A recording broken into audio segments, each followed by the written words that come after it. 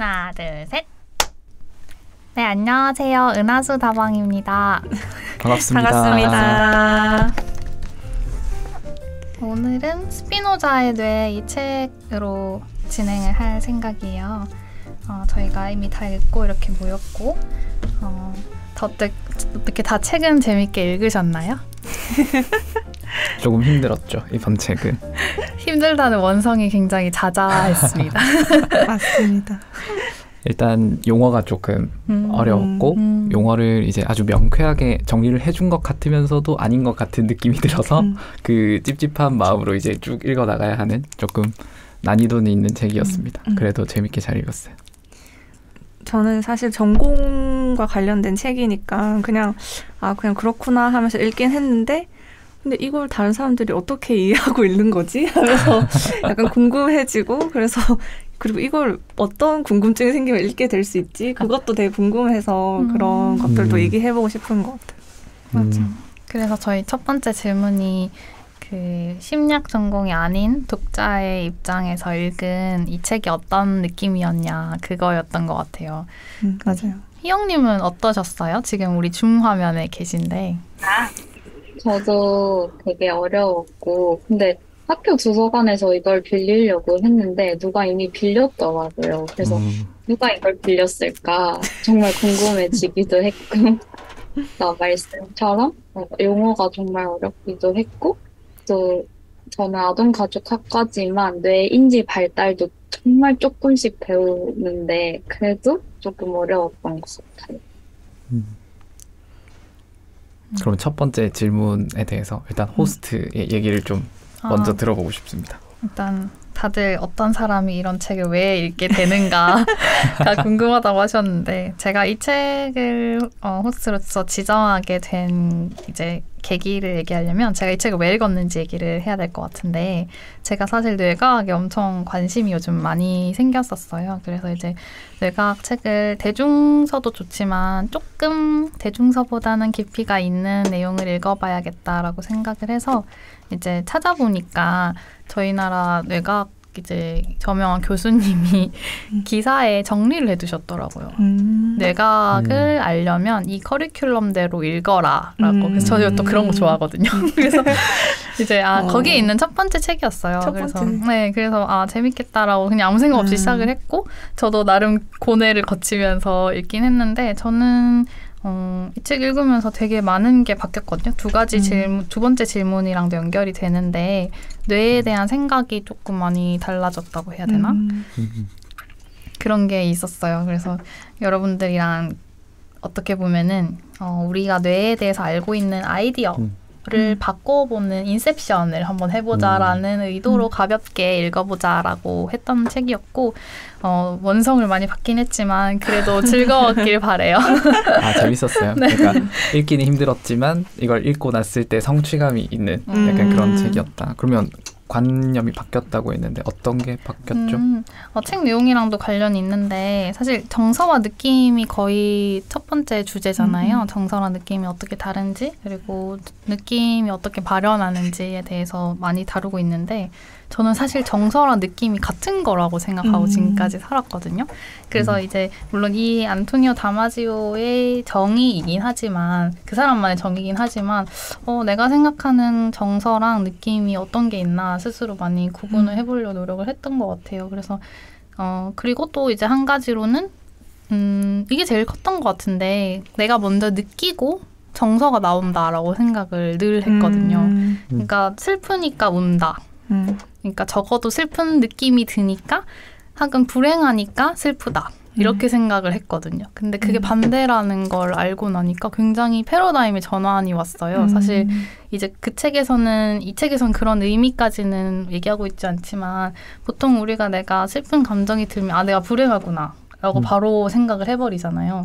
근데 그렇지 않을 수 있다라는 이제 그 연결고리 이렇게 잘 연결된 피드백 선순환고리 그러니까 순환고리를 제가 끊었다고 해야 되나? 그래서 그런 점에서는 약간 생활에 도움이 많이 된 책이었다라고 말할 수 있을 것 같아요. 저도 뭐 얘기를 해보면 네. 사실 이런 주제에 대해서 생각을 많이 안 해봤어요. 그래서 이런 주제에 대해서 생각해 볼 수 있는 기회가 되었다라는 게 제일 큰 것 같고 그리고 나중에 이제 아마 질문들을 주고받으면서 이야기를 할 텐데 개인적인 경험들 그러니까 어떤 이게 느낌도 어떻게 보면 항상성을 위해서 학습이 되어가는 과정을 좀 설명을 해주잖아요. 그래서 나의 어떤 이 자기 보존을 위해서 나의 느낌이 변화해갔던 경험들이 떠오르는 거예요. 그래서 그런 것들을 한번 되새겨 보는 게 재밌었다라는 게 좀 주 포인트인 것 같고 네. 뭐 아무튼 그러니까 생각을 안 해봤던 주제에 대해서 생각해보게 되었다라는 게 좀 큰 것 같아요. 희영이는 혹시? 저도 마음이랑 정서 뭐 엄청나게 여러 용어들이 있었는데 선생님, 아까 현주 쌤이 말하신 것처럼 느낌이 먼저가 아니고 그러니까 그런 메커니즘을 끊어낼 것을 강조하잖아요. 새롭게 변화하거나 재구조화하는 것에 대해서 조금 생각해보게 됐고 우리가 이전에 읽었던 책들과 좀 연관이 있지 않을까라는 생각을 했어요. 그 삶으로 다시 떠오르기처럼. 그러니까 그거를 철학적으로 얘기한 것과 과학적으로 얘기한 것이 어떻게 좀 이어지지 않나라는 생각이 들었던 것. 전공자 이야기도 들어봅시다. 네. 저는 새롭게 알게 되었다기보단 최근에 이제 예측하는 뇌라는 관점에서 이제 주장하는 게 뭔가 대두되고 있는데 거기서 주장하는 여러 주장들이 여기서부터 시작된 것들이 있을 수도 있겠다. 여기서 항상성을 얘기한다든지 아니면 예측하는 부분도 조금 언급이 되잖아요. 내가 예측을 하는. 그래서 옛날부터 이런 생각들이 있었고 이게 하나씩 쌓여서 지금의 이론이 되었던 건가 하는 맥락에서 저는 되게 재밌게 봤던 것 같아요. 근데 이제 왜 이거를 그럼 사람들은 이걸 왜 읽지? 이게 궁금했던 거는 제가 이제 심리학 그 교양을 강의하면 신경계 파트가 있는데 학생들이 다 엄청 힘들어한단 말이에요. 그 항상 뭐 엘리베이터에서 마주쳐서 뭐 강의 괜찮나요? 뭐 어려운 거 없어요? 물어보면 뇌 빼고는 괜찮아요. 항상 그 말을 해요. 뭐 뉴런 빼고는 괜찮아요. 그래서 대중들에게 되게 뇌는 멀고 뭔가 흥미를 주기가 좀 어려운 것 같다 생각했는데 근데 이것에 대해서 이제 고찰을 하는 우리 은하수 다방 사람들은 그럼 어떤 이제 궁금증과 그런 재미가 있어서 이거에 이제 관심을 갖게 될까? 그걸 알면 뭔가 나도 강의할 때 좀 참고할 수 있을 것 같다. 이런 생각이 좀 들어서 이제 또 얘기해보고 싶었던 것 같아요. 이 책이 어려웠던 이유에 대해서 얘기를 해보면 용어가 일단 어려웠다. 그러니까 우리가 일상적으로 쓰는 정서, 뭐 느낌 이런 단어가 여기에선 또 어떤 과학적인 정의를 가지고 접근을 하는데 그 과학적인 접근이 일상 용어와 차이가 있고 그러다 보니 뭔가를 읽어내는데 계속 인지 부조화가 계속 일어나는 거죠. 그래서 그런 부분들이 읽히는데 계속 저항을 주는 부분이었던 것 같고 저번에 카톡방으로 한번 이야기를 하긴 했는데 과학에서는 개념과 용어를 동의어로 보거든요. 과학 교육학에서. 근데 여기서도 이 개념과 용어를 동의어로 쓸 수 있을 것 같은데 이 느낌이 뭔지 뭐 정서가 뭔지 뭐 감정이 뭔지 이런 단어들을 모르니까 우리가 일상적으로 쓰는 거랑 여기서의 용어가 다르니까 이제 그 개념이 들어오지 않아서 힘들었다. 사실 좀 요청드리고 싶은 거는 지금 이제 이 책을 완독을 하는 사람들이 많지는 않을 것 같고 솔직하게 말해서 그래서 약간 이 내용의 가장 핵심적인 아이디어를 전공자 입장에서 잠깐 정리를 좀 해주고 이야기를 시작하면 좀 듣는 사람들도 편하지 않을까. 맞아. 느낌과 정서가 뭔가요? 용어적으로 정의가 어떻게 될 수 있을까요? 근데 여기서 얘기하는 느낌과 정서가 우리가 알고 있는 거랑 비슷한 부분이 전 있다고 생각하는데 뭔가 느낌적인 느낌? 뭔가 의자에 앉으면 편안한 느낌? 침대에 누우면 뭐 기분 좋은 느낌? 뭔가 조금은 추상적이고 뭔가 내 신체 상태에 대한 자각을 하든 안 하든 함께 오는 약간의 뭔가 긍정적이고 부정적인 것 같은 상태라면 정서는 조금 더 반응적인 패턴인 것 같아요. 뭔가 누가 날 때리면 화가 확 난다든지 누가 날 깜짝 놀라키면 확 놀란다든지 뭔가 그런 자극이 확 주어졌을 때 나오는 반응에 가까운 것 같아요. 근데 이제 이 사람이 지금 얘기를 하는 부분은 원래 고전적인 인지학에서는 사람의 마음을 컴퓨터에 비유한단 말이에요. 그래서 그런 몸이 일단 필요가 없고 그리고 컴퓨터에 뭐 CPU가 있고 뭐가 있고 이런 작업 용량이 있고 그런 뭐라 해야 돼 요소들이 있잖아요. 그것이 이제 모듈처럼 이렇게 작용하는 것처럼 사람의 마음을 이해하는데 이 사람은 이제 몸이라는 게 있고 인간이 컴퓨터랑 좀 다르고 우리가 생활에서 이렇게 신체적인 경험이 뭔가 뇌에 이렇게 지도화되면서 그것으로 인해 우리가 뭔가 언어가 인지도 하고 언어도 가지게 되고 정서도 생기게 된다라는 걸 좀 주장하는 그 차이점이 있는 것 같아요. 그래서 그거를 주장하려고 하는 책인 것 같아요. 역시 전공자가 정리를 해줘야. 정리를 잘해주셨어. 그 말씀하신 거 진짜 맞는 게 그 전에 그 심리학, 고전 심리학이나 뇌과학은 이 몸을 입력 장치로 봤대요. 그래서 뇌는 CPU 같은 처리 장치고 몸은 입력 장치인 거죠. 그래서 몸에서 입력된 정보를 뇌에선 처리한다. 이렇게 단순하게 분리되어 있다라고 이제 말을 했는데 이제 이 앞에서 계속 1장, 2장에 신체 지도를 만든다라는 부분이 나오는데 그게 이제 뇌가 신체 지도를 만들면서 몸이랑 뇌가 마치 하나인 것처럼 작동을 해서 그 과정 안에서 이제 우리가 말씀하신 언어, 느낌, 문화 이런 게 창발한다라는 이제 이론인 것 같아요. 이 사람이 한 이론이. 그래서 이 사람이 처음 이 책을 쓸 때는 굉장히 센세이셔널한 주장이었어요. 근데 지금도 사실은 저한테는 조금 이거 센세이셔널하다라고 느껴지는 부분이 있었던 게 우리가 뭐 예를 들어서 양자역학이나 과학에서 그런 새로운 센세이셔널한 그런 패러다임의 전환이 왔다고 하더라도 우리가 일상생활에선 굉장히 뉴턴역학적인 사고방식을 많이 하잖아요. 그게 단지 과학을 바라보는 시각만 그런 게 아니라 사회를 바라보는 시각도 뉴턴적이라 아직 뉴턴적이다 그런 말을 하거든요. 뇌에 대해서도 마찬가지죠. 되게 고전적인 공으로 된 그래서 당구공 똥 치면 서로 이렇게 개체가 작용하는 듯한 그런 뉴턴적인 사고방식을 마찬가지로 고전 뇌과학에서도 갖고 있었던 게 아닌가. 그래서 이제 이거는 약간 굳이 설명하자면 약간 아인슈타인적인 패러다임의 전환이다. 이렇게 설명할 수 있을 것 같아요. 맞아요. 갑자기 궁금한 게 이 책이 한글 책이 2007년에 나왔잖아요. 원서는 언제 나온 거죠? 혹시 아시나요? 모르겠네요. 여기 앞에 보면 나올 건데 2003년인 것 같아요. 네, 2003년 그 정도. 그럼 이제 이 이론이 한 20년 정도 된 이론이라고 볼 수가 있겠네요. 네. 그러니까 이 체화된 인지라고 하는 그 시작이 1999년도에 엄청 붐으로 이렇게 시작됐거든요. 그래서 그 시대에 나온 책인 거죠. 그게 많이 활발하게 논의되던.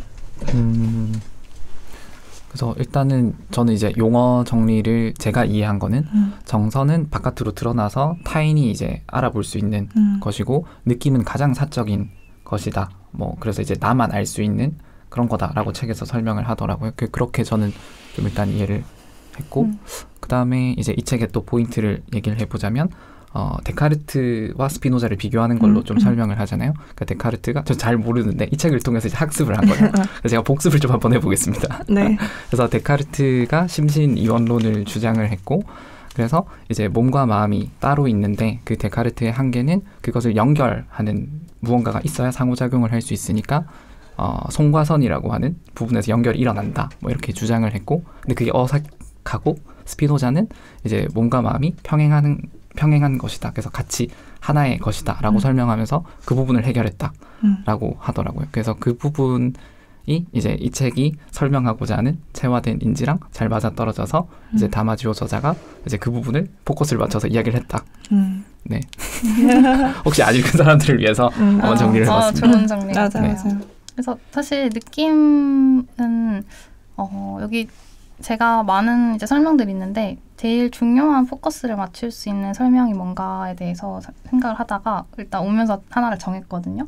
그 정서는 외부에 대한 모든 것 그리고 느낌은 내부에 대한 모든 것이라고 정리할 수 있을 것 같아요. 그래서 그 여기 비유가 나오는데 어떤 비유가 있냐면 우리가 뭐 피카소의 아름다운 그림을 본다. 뭐 게르니카라는 작품을 보게 되면 그걸 보면 되게 뭔가 측은함도 생기고 뭐 약간 장엄함에 대한 존경심 뭐 이런 것도 생기고 어떻게 이런 그림을 그릴 수 있나 경외심 뭐 많은 감정이 들잖아요.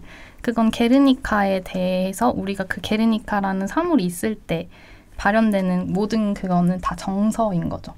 근데 느낌은 이 사람이 말하기에 보통 사람들이 느낌이라는 게 정서랑 구분되는 것을 잘 느끼지 못하는데 정서 뒤에 씁쓸하게 남는 어떤 것이라고 표현하거든요. 그래서 어떻게 말을 하면 게르니카란 작품이 심지어 없다 하더라도 내 마음속엔 게르니카가 항상 존재하니까 그 마음속에 존재하는 게르니카에 대한 그 우리가 느끼는 감정이라 부를 수 있는 것들 그건 느낌이라고 표현하더라고요. 그래서 조금 다른 것 같아요. 정서랑 느낌 이 사람 말하기.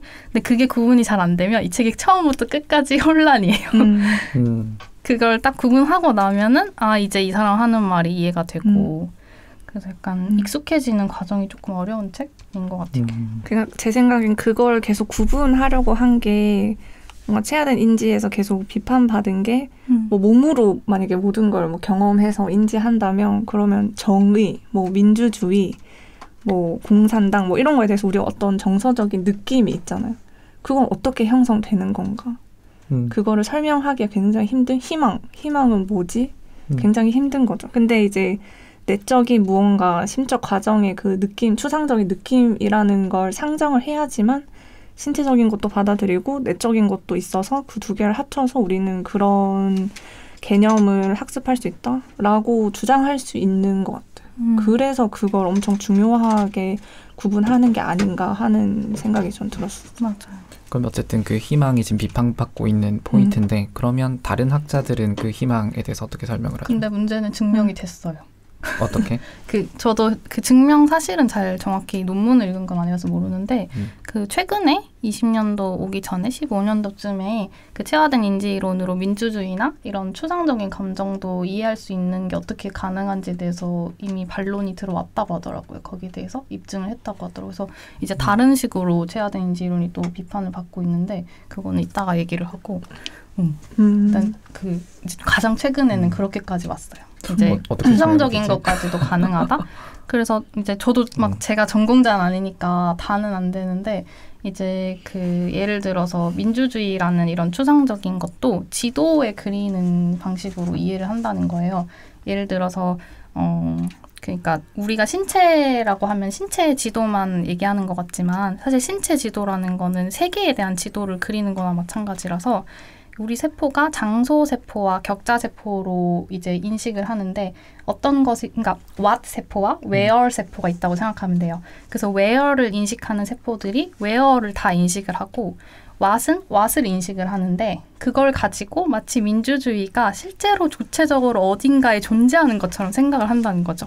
그래서 다른 개념들과의 거리와 추상적인 그 4차원, 5차원 혹은 뭐 16차원까지도 가능하다고 하더라고요. 그 왓과 웨어를 사용하면 그 세포들의 인지 과정을 통해서 이제 위치적으로 내가 이 민주주의를 어떤 개념들과의 사이의 거리를 통해서 인식을 한다. 이렇게 설명을 하더라고요. 그래서 이제 그거는 다른 책들에서 나오는데 아무튼 네, 그렇습니다.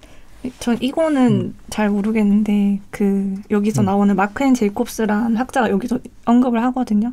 그 사람들이 이제 인지 언어학자인데 그 사람들이 주장을 하는 건 뭐 시간은 흐른다. 사실 시간도 추상적인 건데 우리는 그걸 이해하려고 우리가 몸으로 경험할 수 있는 물이 흐르는 거에 비유해서 이해하는 거죠. 그게 이제 인간이 추상적인 개념을 이해하는 방식이다라고 주장하고 그것을 이제 증명하는 체화된 인지 연구들은 많거든요. 그런 방식으로 이해할 거다. 근데 이거는 아직은 잘 처음 들어보는 것 같아요. 일단 제가 이해한 걸 정리를 해보면 우리가 사유와 연장이 있다고 했을 때 사유는 이제 공간을 차지하지 않는 거고 연장은 이제 익스텐션이 돼서 공간을 차지하는 거라고 했을 때 그러면 추상적인 것은 사유에 가까운 것인 것 같은데 그걸 연장화해서 다시 말해서 구체화해서 그쵸. 우리가 받아들인다. 뭐 그렇게 이해하면 될까요? 그렇다고 볼 수 있겠죠. 그러니까 사실은 구체가 먼저 있고 추상이 나중에 나오는 거죠. 우리는 반대라고 생각을 하고 상황이 있는데 이걸 내가 구체화해서 비유를 한다 이렇게 설명하지만 사실은 뇌 속에서는 구체가 먼저 있고 그걸 구체를 여러 방식으로 해서 추상이 완성이 되는 거죠. 대단히 주제가 재밌네요. 이제 질문들로 한번 네. 넘어가 볼까요? 맞아. 질문들 잠깐만요.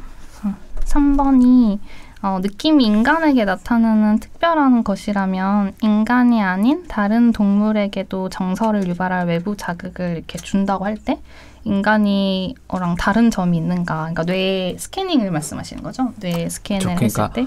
제가 이 질문을 했던 이유는 뭐냐면 느낌이라고 하는 건 조금 더 고차원적인 거라고 제가 책을 읽으면서 이해를 했고, 그러니까 예를 들면 아주 어떻게 보면 고등화되지 못한 생물도 정서는 있다는 거죠. 외부로부터 위협을 받았을 때 공포라는 정서를 느낄 수 있을 텐데 그 개체가 어떤 정말로 느낌이 있을 건가라고 하면 그건 아니다라고 부정하면서 이야기를 하거든요. 그러면 저는 이제 그 부분이 궁금한 거죠. 이게 느낌이 어떤 고등한 생명체에게 존재하는 거라고 한다면 뇌 속에서 정서적인 반응과 느낌에 대한 어떤 반응이 뇌에서 다를 것 같고, 그러면 그 동물에게도 예를 들면 그 느낌이 없다고 생각되는 동물에게도 그 뇌의 어떤 신경세포의 연결체겠죠. 이제 그것의 변화가 이제 인간과 어떤 부분이 다른가를 봐야 확실하게 그 이야기를 할 수 있는 게 아닌가라는 생각이 드는데 그 부분은 다루고 있지 않은 것 같아서 네, 그런 질문이었습니다. 이게 사실은 체화된 인지이론, 이게 체화된 인지이론인데 체화된 인지이론이 비판받는 점, 아까 말씀하신 첫 번째가 추상적인 걸 인식 못하지 않냐고, 두 번째가 뇌 스캔했을 때는 차이점을 발견하기가 되게 힘들거든요. 그게 그래서 이게 조금 비판을 받았었는데 제가 알기로는 한 가지 실험이 있어요. 여기에 대해서 설명을 해줄 수 있는. 근데 이거는 사실 인간한테만 가능해서 동물한테는 저도 잘 모르겠는데, 인간이 이렇게 예를 들어서 어떤 공포를 느꼈다라고 할 때 내가 공포를 느낀다라고 표현을 하라고 말을 해요. 그리고 뇌 스캔을 하거든요. 그러면은 공포가 느낀다라고 말하기 전에 이미 공포를 느끼는 그 반응이 뇌랑 몸에서 나와요. 그래서 그걸 통해서 느낌보다 정서가 먼저고 느낌이 그 다음에 나오는데 그게 뇌에서는 어떻게 나오는지 이제 밝혀나가야 된다, 이렇게 말을 하더라고요. 사실 그 부분도 할 말이 있어요. 맞아. 그러니까 그 내용이 책에 나오는데 저는 그 생각이 드는 거죠. 내가 반응을 한다는 건 어쨌든 인풋 다음에 아웃풋을 내는 거잖아요. 그럼 내가 손을 드는 타이밍은 무조건 늦을 수밖에 없잖아요. 그게 더 빠르다는 건 말이 안 되는 거죠. 그래서 전 이거는 있죠. 무조건 손이 지연이 있을 무조건 있다. 지연이 있을 수밖에 없는 것이고, 그럼 이거는 그러니까 관찰의 이론 의존성 같아요. 과학에서 굉장히 중요한 게 관찰 자체가 이론에 의존해서 나오는 건데, 그래서 지금 관찰하는 내용이 정서가 느낌에 선행한다라는 걸 보여주고 싶은 거잖아요. 관찰을 그렇죠. 이렇게 했죠. 그러면 당연히 손이 늦게 들리니까 느낌이 뒤따르네 라고 이야기를 하는 건데, 이건 대단히 이론 의존적인 관찰인 거죠. 그렇죠. 그래서 저는 그런 비판을 하고 싶어요. 이거 어떻게 생각하는지 궁금하기도 합니다. 근데 이게 스캔은 이제 한 3초 정도로 끊어서 하기 때문에 느릴 수밖에 없고, 그래서 아마 그걸로 증명하기가 굉장히 힘든 것 같은데, 뇌파로 하면 미리세컨드로 다 쪼개서 볼 수 있거든요. 그래서 그 예측하는 데에서 하는 것도 사람이 인지하지 못했어. 하지만 뇌의 예측은 바뀐 거죠. 그거를 측정해서 사람들이 이미 예측하고 뭔가 바뀌었고, 그 다음에 이제 반응할 때 또 나온 뇌파, 이런 식으로 구분해서 하는데, 만약 그걸 사용해서 한다면 느낌이 선행하는지, 인간이 뭔가 뇌 반응을 의식하지 못하더라도 뇌는 뭔가 변화하고 그 다음에 이제 내 정서가 나오는지를 해볼 수 있지 않을까. 근데 대신에 그게 이제 어느 부위에서 했는지를 찾기는 힘들겠죠. 그렇게 하면. 이것도 천개의 뇌란 책에 이 말씀 나오는데, 그 시냅스가 예측을 먼저 한다고 하더라고요. 그래서 시냅스가 예측을 해서 예측 결과물을 전기 신호로 발현을 해야만 정서라는 그런 게 나오는데, 그걸 안 한다고 하더라고요.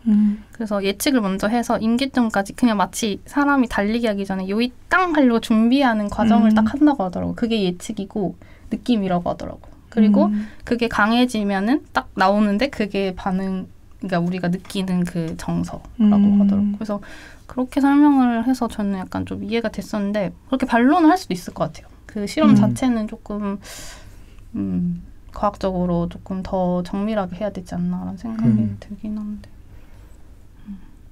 논란의 여지가 있는 걸로.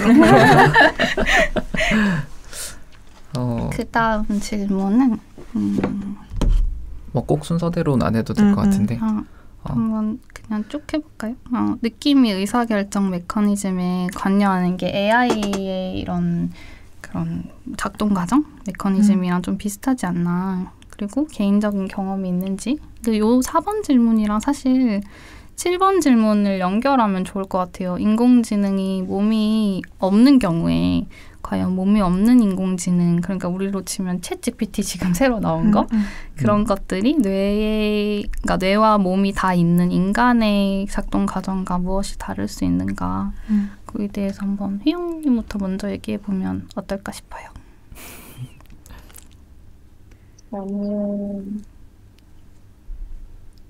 조금 있다가 잠시만요. 네. 네. 저는 일단 이 질문을 제가 아까 첫 번째 질문을 제가 먼저 던졌는데 AI의 학습 중에서 이제 강화 학습이라는 게 있잖아요. 그래서 어떤 행동을 했을 때 점수를 부여하는 거고 그 점수가 부여되어서 이제 그쪽으로 좀 하게 되는 그게 이제 강화 학습이라고 좀 심플하게 얘기를 한다면 느낌도 그런 거잖아요. 이 책의 주장에 따르면 항상성, 뭐 다시 말해서 자기 보존을 위해서 더 유리한 쪽으로 느낌 자체가 이제 형성이 되어가는 거죠. 그러니까 그 강화 학습도 어떤 더 좋은 쪽으로 가게 만드는 거고 이 느낌도 이 개체가 더 좋은 쪽으로 가게끔 하는 그런 부분에서 좀 유사하다라고 생각을 했는데요. 사실 저는 사례가 많아요. 그래서 한번 쭉 나열해 볼까요? 네, 한번 해주세요. 일단 제가 어렸을 때 그 경험이 4살 때 생크림 케이크를 먹었어요. 근데 이제 사실 그때 생크림 케이크는 지금과는 조금 달랐겠죠. 좀 성분이 조금 더 안 좋은 게 많았을 것 같은데 어쨌든 그걸 너무 많이 먹은 거죠. 그래서 제가 크게 탈이 났나 봐요. 그래서 그 이후로 어떤 일이 벌어졌냐면 제가 생크림 케이크를 보면 달다는 건 알지만 이게 이성적으로는 알아요. 달다는 걸. 근데 몸이 역겹다고 느끼는 거예요. 그러니까 이 생크림 케이크가 한 10여 년 정도 역겨웠어요. 저한테. 위험하다고 느끼는 그렇죠. 건가요? 그러니까 이게 역해서 못 먹겠는 거죠. 이게 맛있다는 생각을 못 하는 거죠. 지금도 여전히 그러니까 지금은 괜찮아졌어요. 또 요새는 또 생크림 성분도 좀 좋아진 것 같고 더 맛있어졌기도 하고 근데 여전히 어쨌든 생크림 케이크가 저의 최애 케이크가 될 수는 없는 뭐 거부감은 없지만 그런 게 이제 저는 좀 제 느낌이 그걸 방어해주는 그런 기작으로 강화된 게 아닌가라는 생각을 좀 했고요. 그 다음에 이제 또 어떤 게 있냐면 저는 고소공포증이 없었거든요. 근데 이제 나이가 들면서 약간 그런 게 있는 것 같아요. 내가 이렇게 뭐 예를 들면 다이빙 같은 경험들을 하잖아요. 그럼 어쨌든 가끔씩 아프잖아요. 이렇게 좀 잘못 뛰면 아프고 그러니까 그런 경험들이 누적되니까 지금은 고소공포증이 없지는 않고 거의 없는 수준으로 바뀌었어요. 그러니까 어떤 이 공포에 대한 두려운 감정이 조금 달라지는 거고 그리고 또 그런 것도 있는 것 같아요. 나의 신체가 뭐 20대 초반과는 다르겠죠. 10년이 지났으니까. 그러니까 어떤 체력적인 거나 반응의 속도라든지 이런 게 달라지니까 몸이 알아서 반응을 하는 건가? 라는 생각이 들기도 하고요. 그런데 또 이제 제 친한 형이 고소공포증이 있어요. 근데 왜 고소공포증이 있느냐? 그 형은 군대 있을 때 레펠 사고를 본 거예요. 그래서 이제 그거를 보니까 이제 그게 학습이 돼서 이제 공포의 정서로 드러나게 되는 것 같아요. 그런 것도 있었고요. 2가지 정도가 더 있습니다. 또 이제 제가 지금 같이 근무하고 있는 형이 복숭아 알러지가 있어요. 이건 좀 재밌는 부분인데요. 복숭아 알러지가 있으면 그럼 저는 이렇게 생각을 했어요. 이 이론에 따르면 내가 복숭아를 먹었을 때 불쾌한 그게 올라오잖아요. 그러니까 숨을 쉬기가 힘든 그런 그러니까 식도에서부터 막 두드러기가 막 나는 거죠. 숨 쉬기도 어렵대요. 그런데 복숭아 맛이 그러면 저는 제가 생크림 케이크 싫어졌을 것처럼 역해지지 않을까라는 게 궁금했거든요. 근데 물어보니까 그렇지 않대요. 맛있어요? 왜냐하면 그게 재밌어요. 왜냐하면 복숭아 향이 나는 맛있는 것들이 너무 많은 거예요. 예를 들면 쿨피스 복숭아 맛 이런 거는 복숭아 안 들었고 복숭아 향이 나는 거예요. 구분하는구나. 그렇죠. 그러니까 그거를 먹었을 때 맛있다는 걸 알아요. 그러니까 이 자극이 혼란스러운 거죠. 그러니까 자극과 반응이 일관적이지 않은 거예요. 그러니까 학습이 안 되는 것 같아요. 제가 봤을 때. 학습이 안 돼. 그러니까 이걸 먹었을 때 내가 탈이 난다라는 게 반복되면 그거에 대한 거부감이 생길 텐데, 근데 이걸 먹었을 때 맛있고 좋아라는 거랑 이걸 먹었을 때 탈이 나가 공존하니까 이게 학습이 잘 안 되는 것 같아요. 그리고 실제 복숭아는 또 안 먹을 거 아니에요. 그러니까 그 불쾌한 자극을 어쨌든 알고 있으니까 피하게 되는 거고, 그러니까 학습이 안 되나 봐요. 그런 게 이제 좀 재밌었던 점이고, 마지막으로 어떤 게 있었냐면 헬스를 하게 되면 이제 처음 헬스를 하면 근육통이 굉장히 심하잖아요. 근데 이제 그 근육통이 굉장히 아픈 거니까 불쾌한 자극이잖아요. 그래서 그것을 피하고 싶은 생각이 많이 들죠. 그리고 운동을 처음 하시는 분들은 나는 알배기는 게 너무 싫어 이렇게 얘기를 하잖아요. 그런데 이게 헬창이 되면 어떻게 바뀌냐면 되게 재밌어요. 저도 이제 그런 것들을 경험하는데 그 통증이 와야 내가 운동했다고 생각하고 그 통증이 굉장히 상쾌하고 너무 즐거운 감각으로 바뀌어요. 그러니까 그게 대단히 불쾌한 아픈 것인데 같은 그게 감각이, 같은 감각이 되게 즐거운 유쾌한 자극으로 바뀌게 돼요. 그래서 운동을 했을 때 그게 이렇게 딱 근육이 딱 통증이 있다 이러면 굉장히 기분 좋아요. 그러니까 정말로 느낌이 바뀌어 버리는 거죠. 그러니까 그냥 생각만 아픈데도 기분 좋다 이게 아니라 진짜로 정말 기분이 좋다는 상쾌하다고 거죠. 느끼는 거죠. 그러니까 그게 이제 저는 이렇게 생각을 해요. 이거를 해서 내가 몸이 좋아졌다, 신체가 더 좋아졌다라는 거를 알게 되니까 이것은 나의 항상성에 대단히 좋은 거야 라는 걸 인지를 했겠죠. 그러면서 이제 느낌 자체가 바뀌게 되는 것 같다라는 경험들이 좀 생각이 납니다. 네, 일단 전 끝이에요. 너무 많이 얘기했죠? 근데 그 오빠가 경험한 그 첫 번째 생크림은 그 심리학에서 용어가 있어요. 맛혐오라고. 그 뭔가를 먹고 엄청 토를 하게 되면 그걸 못 먹게 되는 뭔가 약간 PTSD 같은 건지 아니면 내 생각에는 그 토하면서 그 토맛을 느꼈을 거 아니에요. 그래서 왠지 그게 너무 강해서 그런 게 아닐까 싶은데 연상이 되는 거네요. 너무 이렇게 생크림이랑. 너무 연합이 되어버린. 어. 그래서 그런 사람들 꽤 많이 있어. 햄버거 먹다 토해서 치즈랑 케첩 못 먹거나 와사비 먹고 토해서 근데 대부분 어렸을 때. 그래서 그거는 이제 그런 용어가 있다. 신기하다. 어떤 식으로 결합이 시냅스가 아마 연결이 됐을 거 아니에요. 그니까 제가 약간 엄청 그 기억이 강렬해서 그런 거. 감정과 기억이. 맞아. 그게 재밌는 것 같아요.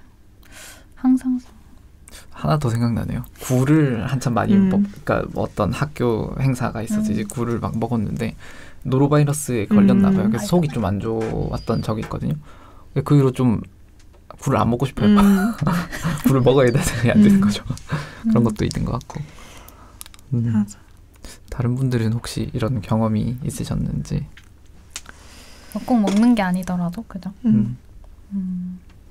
저는 개인적으로 사람에 대한 느낌을 좀 잘 느끼는 편인데 이제 어떤 집단에서 그러니까 A 집단과 B 집단에서 내가 좀 더 긍정적인 느낌을 느끼는 집단이 있더라고요. 그게 다 집단마다 달라서 그런 긍정적인 느낌을 받은 집단에서 훨씬 더 자유롭게 이야기하고 잘 참여하고 몸도 경직되지 않고 굉장히 편안함을 느끼고 좀 부정적인 느낌이 드는 집단에서는 정말 몸이 경직되어 있고 말도 더듬게 되고 그런 게 되는 것 같아요. 이게 의사결정의 메커니즘인 것보다 뭔가 그 정동이라고 해야 되나 어펙트가 오는 것 같긴 한데 이제 그런 느낌이 드는 순간 내가 여기에서 몸을 사려야겠다라는 그런 fight or flight 그런 리스폰스가 근데 맞아. 이제 뭔가 여기에서는 그 둘 중에서 뭔가 도망가야겠다라는 생각이 더 많이 그런 의사결정이 되는 것 같아요.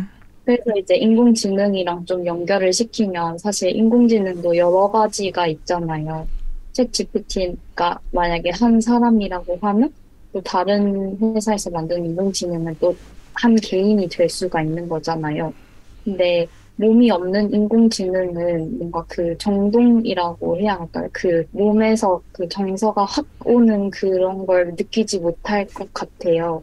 예를 들어서 그 정동에 대해서 저희 학부 때 교수님이 제일 잘 설명해 주셨던 것 같은데 그 국회의원들 있잖아요. 국회의장, 그 국회에서 예전에 유시민 씨가 그 하얀 색깔 수트를 입고 왔을 때 이제 그 국회의원들이 모두 웅성웅성하고 저 딱 등장하는 순간 완전 그 충격과 이게 뭐지? 여긴 있을 곳이 아닌데? 라는 그 정서가 이제 파도처럼 막 그 사람들한테 전염이 됐다고 하더라고요. 이번에 류효정 의원이 원피스를 입고 왔을 때도 그런 똑같은 정동 효과가 나타났다고. 그 각 인간의 개체들마다 몸에서 느껴지는 그 파워라고 해야 할까요? 그 파도처럼 밀려오는 그런 정서들을 인공지능은 몸이 없으니까 느끼지 못하지 않을까라고 생각이 들었어요.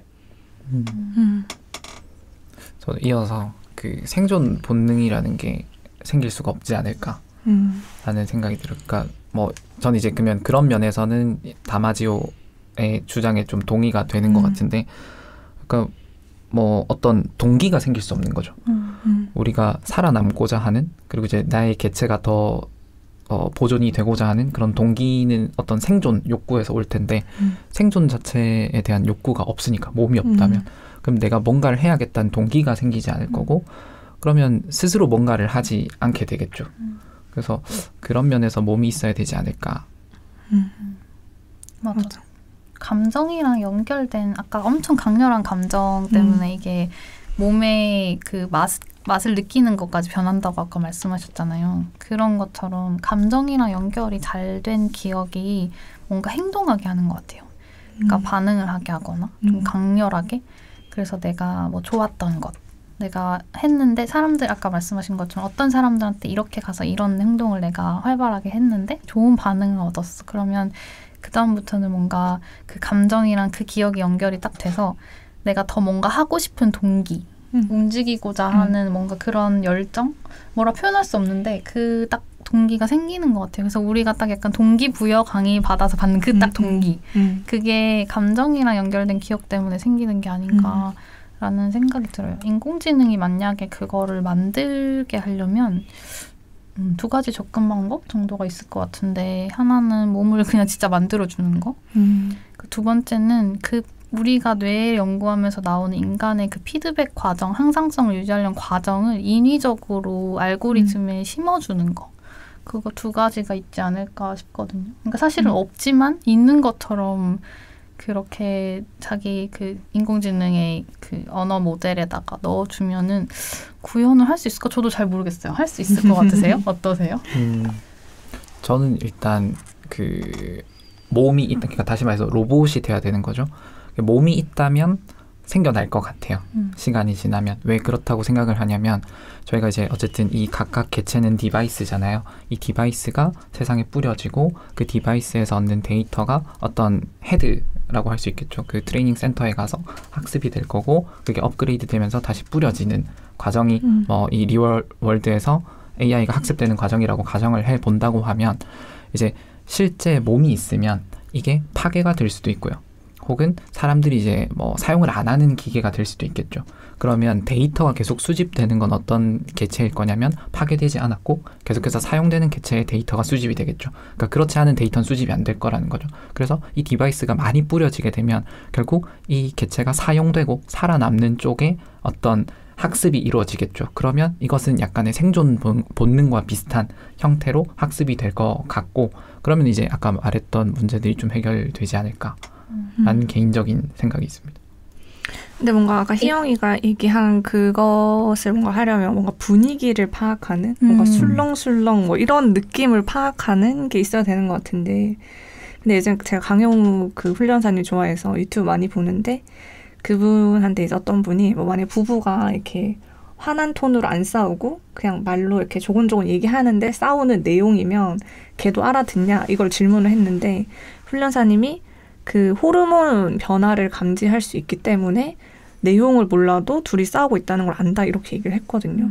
그래서 뭔가 그런 이 분위기를 만드는 무언가를 측정할 수 있는 지표가 있다면 그거를 인공지능에게 학습시키면 뭔가 그런 분위기, 미묘한 분위기도 감지할 수 있게 되지 않을까? 맞아. 약간 그 싸함, 우리끼리 아는, 사람은 알지만 아직 인공지능은 잘 모를 수도 있는 그런 싸함이나 아니면 뭔가 누군가에게 좀 관심이 몰리는 것 같은 느낌, 뭐 그런 것들을 할 수 있지 않을까? 그런 생각은 있어. 어떻게 할 수 있을지 모르겠지만. 저는 그게 이제 알고리즘을 짜서 하는 건 무리일 것 같고요. 너무나 무한대에 가질 수가 있으니까 알고리즘을 짤 수는 없을 것 같고, 이거는 이제 결국 또 딥러닝으로 해결을 해야 될 부분인 것 같은데, 뭐 사람도 근데 이제 그게 싸우는 분위기를 감지할 때 호르몬 변화를 감지할 수는 없잖아요. 인간은 그런 감각 수용체가 없으니까. 그러면 이제 우리는 지적으로 대화의 내용을 가지고 분위기를 감지할 거라는 거죠. 그럼 이제 로봇도 그럼 이제 인식할 수 있는 게 이제 그냥 음성이라고 하면 그 음성의 내용을 이제 이해를 만약에 하게 된다면 반응을 할 수 있는 쪽으로 갈 수 있을 것 같고, 그래서 어쨌든 확률적인 문제인 것 같아요. 그러니까 챗GPT도 그런 거잖아요. 그러니까 이 다음 단어 A라는 단어 그 다음에 B라는 단어가 나오는 게 가장 확률적으로 높다라는 형태로 생성을 시키는 거잖아요. 그러니까 이것도 이제 어떤 이 상황에서 이렇게 반응하는 것이 가장 확률이 높다라는 걸로 가면서 조금씩 차이가 이제 그러니까 인간과의 차이가 점점 줄어들게 될 것 같고 어느 순간 구분하지 못하게 되지 않을까. 근데 그런 학습이 이루어지려고 한다면 몸이라는 게 있어야 되지 않을까. 왜냐하면 그냥 이 개체가 사라지지 않는다라고 하면 이 행동이 나쁜 행동이 되었을 때 얻게 되는 불이익이 없잖아요. 그럼 이제 그 부분에 대한 학습을 이루지 못할 것 같고, 근데 만약에 이제 그 분위기에 맞지 않는 행동을 했어요. 그래서 이제 사람이 열받아서 얘를 때렸어. 그래서 이거 파괴가 됐어. 그럼 이제 이거는 이렇게 되면 안 되는 거구나라는 어떤 페널티를 받는 거니까 이제 그런 식으로 대처하지 않는 쪽으로 뭔가 변한다든지. 아니 왕따를 당해 인공지능이. 그럴 수도 있겠죠. 그런 식으로 되지 않을까. 뭐 그런 생각을 해봅니다. 들으면서 되게 이런저런 생각이 들었는데 이럴까 저럴까 막. 근데 저는 사실 잘은 모르겠어요. 계속 봐야 물론 다 모르시지만 어떻게든 답을 내리신 거겠지만 잘 모르겠지만 그냥 방금 들으면서 생각이 난 게 근데 물론 저도 몸이 생기면 인공지능이 좀 뭔가 달라질 거라고 생각은 하거든요. 근데 그것만으로 다 해결될 것 같진 않다는 생각이 방금 든 게 저 지금 방금 엄청 생각이 변했어요. 원래는 몸이 있으면 무조건 다 될 거라고 생각했거든요. 근데 방금 생각 든 게 뭐였냐면 우리는 몸 안에 존재하면서 내 느낌을 남이랑 공유를 못 하잖아요. 그리고 나는 나 안에서만 존재할 수 있잖아요. 다른 데를 못 나가잖아요. 그것 때문에 사실 어떻게 보면 생존 본능이 생기는 거고 우리 뇌가 사람의 얼굴을 읽을 수 있는 세포가 엄청 많대요. 뇌세포가. 거의 인간 얼굴 읽기 기계라고 하더라고요. 다른 것보다. 그러니까 그렇게 할 수 있는 것도 내가 이 인간들한테 잘못 보이면 죽임을 당하니까. 그렇게 못 읽는 세포를 가진 뇌를 가졌던 사람들은 내 조상이 아니니까 다 죽어서. 그래서 이렇게 이상한 행동하거나 눈치 없이 막 그런 행동했던 애들은 다 죽여서 눈치 있는 짓 했던 선조들만 나의 조상인 거잖아요. 그런 과정에서 내가 이렇게 막 사람들이랑 사회 활동을 이렇게 현대사회 복잡한 활동을 할 수 있는 건데 뇌 안으로 몸이 있다고 한들 인공지능이 그냥 물론 이제 그런 선의 피드백이 있을 거라는 건 저도 동의를 하는데 조금 시간이 많이 걸릴 것 같아요. 인간보다 더. 왜냐하면 제 생각에는 이 몸을 가졌다고 해서 그 인공지능이 거기만 존재할 수 있는 게 아니잖아요. 사실 우리 뭐 iOS도 마찬가지고 LLM 챗GPT도 그냥 하나잖아요.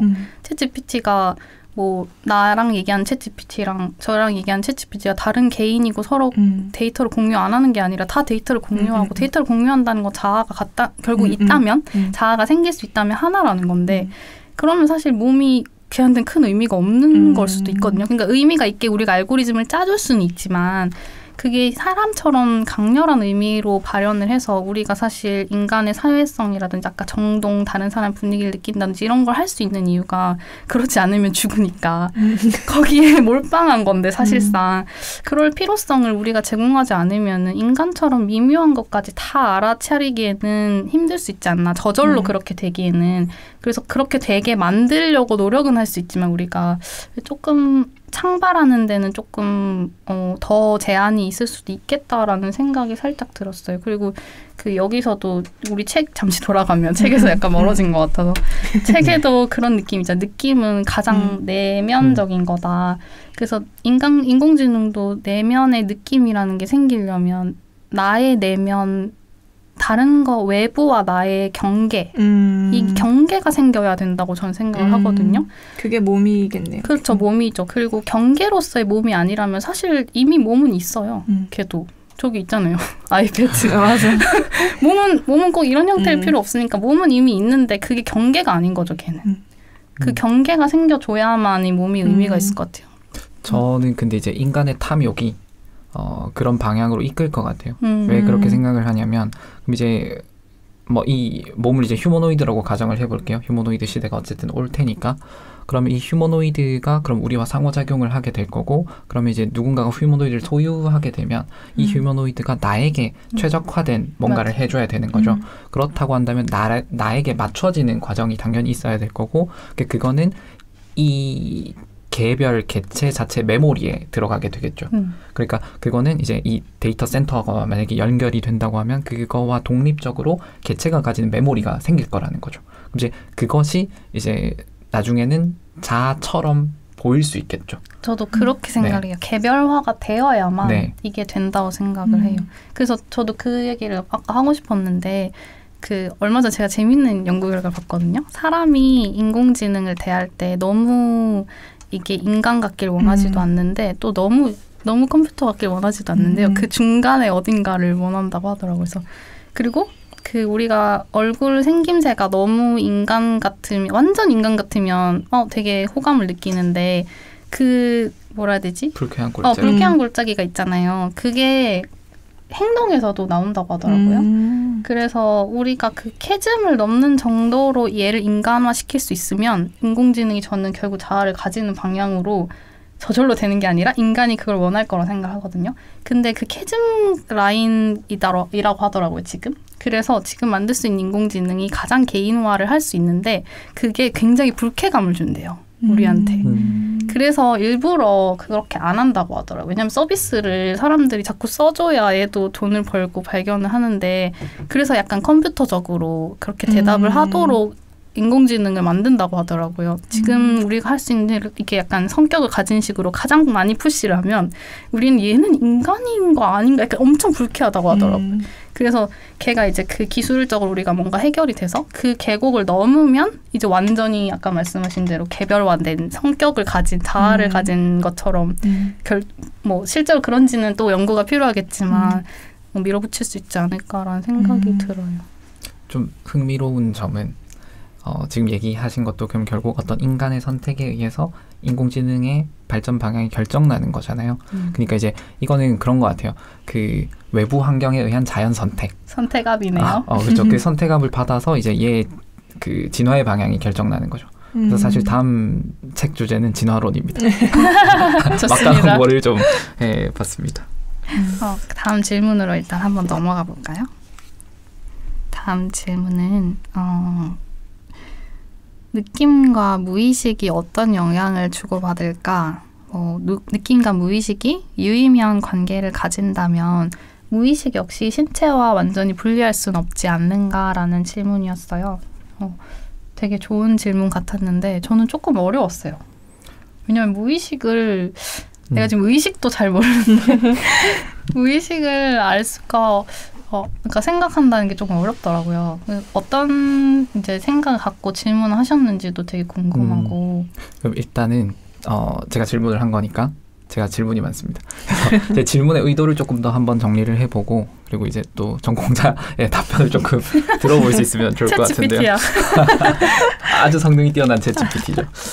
일단은 그 다마지오가 말하는 느낌 이것과 그리고 이제 제가 말한 무의식은 프로이트가 말한 무의식, 그러니까 다시 말해서 정신분석에서의 무의식 사이에 어떤 관계가 있을까라는 질문인데요. 그러니까 이 무의식은 보통 트라우마랑 관련이 있다, 뭐 이렇게 설명을 하는 것 같은데, 그러니까 저는 그 트라우마가 결국은 어떤 생명체의 생존 본능을 이렇게 건드리는, 그러니까 다시 말해서 어떤 그 항상성을 위협하는 그런 게 트라우마가 될 수 있다라는, 그러니까 해석이 되더라고요. 그게 맞는지 어떤지 좀 얘기를 해주면 좋을 것 같은데, 그래서 그게 이제 무의식으로 넘어가게 되는 것 같고, 근데 느낌과 정서도 항상성을 위한 것이죠. 근데 이제 그래서 어떤 생존의 어떤 위협 이런 것들이 이제 느낌과 정서로 나타날 수가 있다라고 한다면 이 두 가지는 굉장히 유의미한 관계가 있는 게 아닐까라는 궁금증이 생겼고, 그래서 만약에 그렇다면 느낌과 무의식은 어떻게 영향을 주고 받을까? 그리고 뭐 그렇다면 또 무의식은 신체와 굉장히 관련이 깊을 텐데 신체와 또 어떤 관련을 가지게 될까? 뭐 이런 게 궁금했던 거죠. 질문이 좀 정리가 되나요? 정리는 네네. 됐어요. 네. 어떻게 얘기할지 생각하고 있는데, 사실 저는 심리학 전공자 아니라서 잘 모르겠는데 그 프로이트는 저는 잘 몰라가지고 거기에 대해서는 여기 심리학 전공하시는 분이 해주시면 될 것 같은데, 제 생각에는 뇌과학적으로 제가 읽었던 책에서 설명할 수 있는 부분이 살짝 있을 것 같아요. 아까 말씀드렸다시피 그 시냅스의 예측이라는 걸로 말하면 시냅스가 예측해서 내가 예측한 건 이거야 라고 말하기 전까지는 우리는 그걸 의식 못 하잖아요. 그래서 그 시냅스의 예측하는 게 무의식이고, 예측을 해서 시냅스가 이쪽 시냅스한테 딱 그 절삭 신호를 딱 보내는 게 우리가 느끼는 그 의식을 이루는 거 아닌가라는 생각이 들거든요. 그래서 그렇게 뇌과학적으로 좀 설명을 할 수 있지 않을까 싶어요. 그래서 그 보면은 옛날에는 사실 옛날 뇌과학 이론에는 시냅스 전체 덩어리가 예측을 한다라고 주장을 했거든요. 근데 그렇게 되면 무슨 문제가 발생하냐면 무의식을 설명하기가 되게 힘들어져요. 왜냐면 바깥에 전기 신호가 쭉쭉쭉 나오잖아요. 근데 이 예측을 하는 과정에서 근데 그게 어떻게 무의식을 만들 수 있냐라고 이제 해서 무의식은 마치 없는 어딘가 뭔가 미지의 세계에 있는 건가 이렇게 과학적으로 설명할 수 없는 건가 이렇게 됐었는데 요새는 나오는 뇌과학 이론에서는 이제 시냅스 안에서 예측을 한다고 하거든요. 그러니까 이제 무의식이 설명이 되는 거죠. 과학적으로도. 왜냐하면 시냅스 안에 있는 건 우리가 전기 신호가 나오지 않으니까 이게 뭐라 해야 되지? 이렇게 의식을 할 수도 없고 스캔해서 알 수도 없는 부분이라서 그게 되게 연결되지 않을까라는 생각이 살짝 들었어요. 그러면 그 질문이 여기 이 다마지오도 느낌의 층위를 구분하고 정서의 층위를 구분하잖아요. 그러니까 말씀하신 게 배경 정서 중에서도 혹은 뭐 배경 느낌 이런 거일까요? 무의식이요? 그러니까 지금 말하는 거랑 연결을 지어보면 느낌도 어떤 층위가 있으면 더 저변에 깔려있는 느낌이 있고 더 저변에 깔린 정서가 있으니까 그러면 제가 이해를 잘 한 건지는 모르겠는데 그게 더 저변에 깔려있다고 한다면 저는 그게 더 선행되는 것 같거든요. 여기서 뭐 포개기의 원리 뭐 이런 이야기를 또 하잖아요. 그럼 이제 그 아래 단계에서 그 다음 단계로 나아가는 거니까 배경에서 그 다음 단계, 배경에서 그 다음 단계 이렇게 가잖아요. 그러니까 그런 게 반대 될까? 아닌가요? 반대로? 구체적인 정서가 먼저고 이렇게 더 깊은 정서, 배경 정서 이렇게. 그러니까 그거잖아요. 어떤 생존에 의한 게 이제 욕구로 나타나고 이제 그 욕구가 또 이제 어떤 정서로 가고 뭐 이런 식의 단계를 얘기하잖아요. 그러니까 근데 그게 얘는 반대로 가는 책인 것 같아요. 어떻게 되는 거죠? 그러니까 아까 말씀하신 생존에 대한 뭔가 욕구가 그러니까 우리 그 매슬로우 그런 5단계라든지 그런 식으로 생각하는 거랑 조금 반대라고 저는 이해를 약간 했거든요. 맞는지 모르겠는데 약간 반대라기보다는 조금 다른 거인 것 같아요. 그러니까 그 의식, 무의식을 프로이트랑 그리고 상담이나 아니면 뭐 그런 매슬로우 욕구 위계 그런 걸 얘기하는 쪽에서 사용하는 무의식이란 용어가 있고 여기서 얘기하는 무의식은 예를 들어 저는 발가락을 막 움직이는 습관이 있는데 의식은 못하고 있어요. 그것도 무의식적인 행동인 거죠. 내가 뭔가 나는 알아차리지 못했는데 지금 뭔가 기분이 살짝 안 좋아져서 표정이 좀 어두워졌어. 이 친구가 너 표정 좀 어두운데 기분 괜찮아? 라고 하면 이것도 무의식적인 내 감정인 거니까 그걸 얘기하는 무의식에 가까운 것 같아요. 여기서 얘기하는 건. 근데 이제 프로이트의 무의식으로 넘어가면 프로이트의 무의식은 이제 욕망이나 뭐 욕구 뭐 어렸을 때 있었던 기억 이런 어렸을 거니까. 때 있었던 기억도 이제 무의식에 있을 수 있고 뭐 아무튼 여러 가지가 있을 수 있는데 이거랑 연결해서 뭔가 생각을 해보면 내가 어떤 경험을 했냐에 따라서 각자의 항상성의 그래프가 다를 수 있는 것 같아요. 그러니까 이제 사람마다 나는 불안 수치가 높아. 근데 불안 수치가 높은 게 나의 항상성일 수도 있는 거죠. 그 사람에게는. 내가 아무튼 그런 거. 내가 우울하다면 우울한 어느 정도가 항상성일 수도 있는 거죠.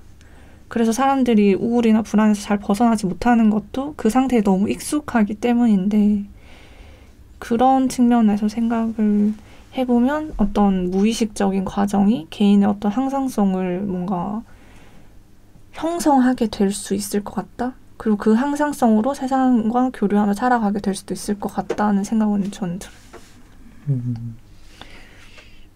그래서 그 항상성이 이제 내가 세상에서 느끼는 느낌이나 정서에 영향을 주지 않을까.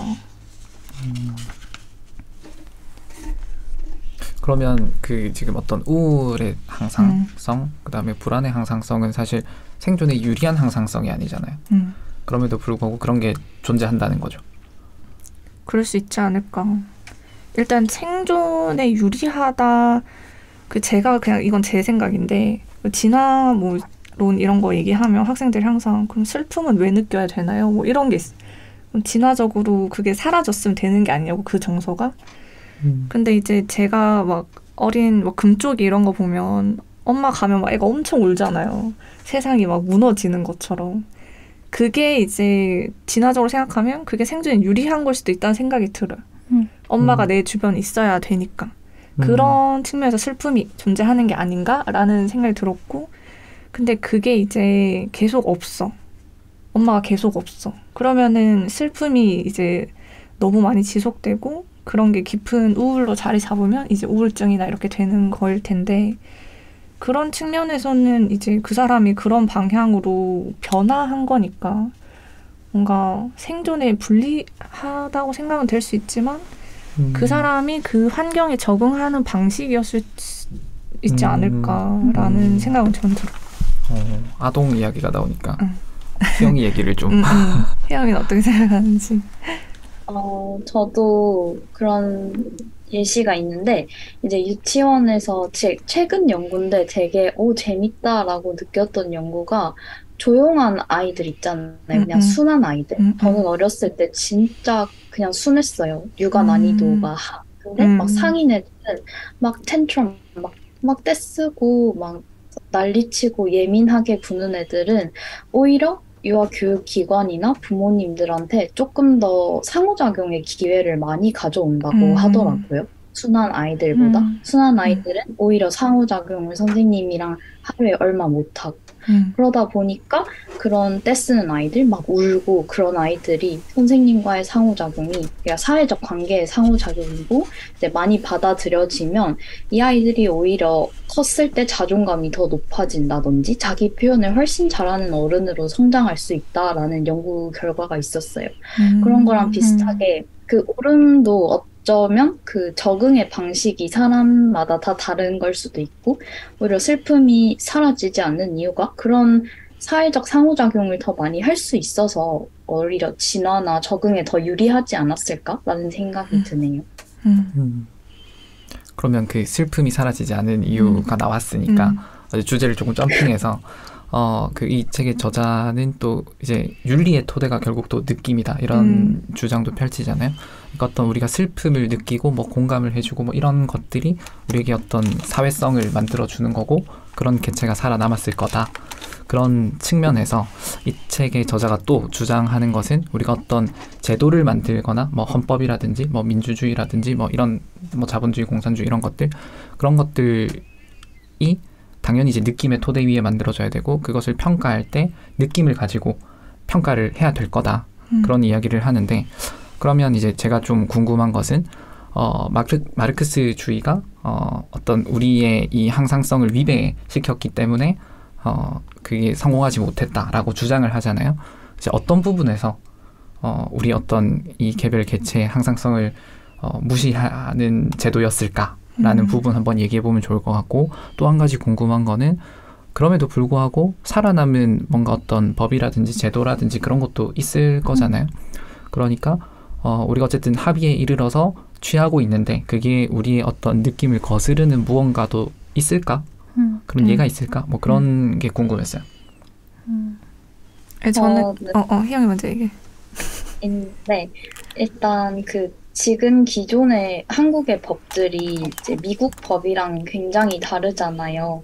미국은 종신형을 때리기도 하고 뭐 감옥에서 125년 살아 이런 식으로 형을 내리기도 하는데, 이제 물론 그것들이 느낌에 기반한 법 제정은 아니었겠지만 한국은 굉장히 남성 중심적이고 이성적이고 구조적 중심적인 사회였기 때문에 정말 딱 감정을 제외한 이성만으로 법을 만들었다고 생각해요. 그래서 사람들이 굉장히 이 우리나라의 법은 가해자 중심의 법이다, 피해자를 전혀 고려하지 않았다라는 그런 느낌을 굉장히 많이 표현하잖아요. 그런 것들이 한 가지 예시가 될 수가 있고, 그거와 관련해서 굉장히 재미있는 연구 결과와 책이 있는데, 혹시 바른 마음이라는 책을 들어보셨을까요? 조나선 하이트라는 이제 그 분이 정말 재미있는 실험을 해요. 도덕 심리학자인데 이제 사람들이 도덕, 윤리, 뭐 사회, 법 정치 이런 걸 생각하면 굉장히 이성적이라고 생각할 것 같은데 사실은 그렇지 않다라는 거죠.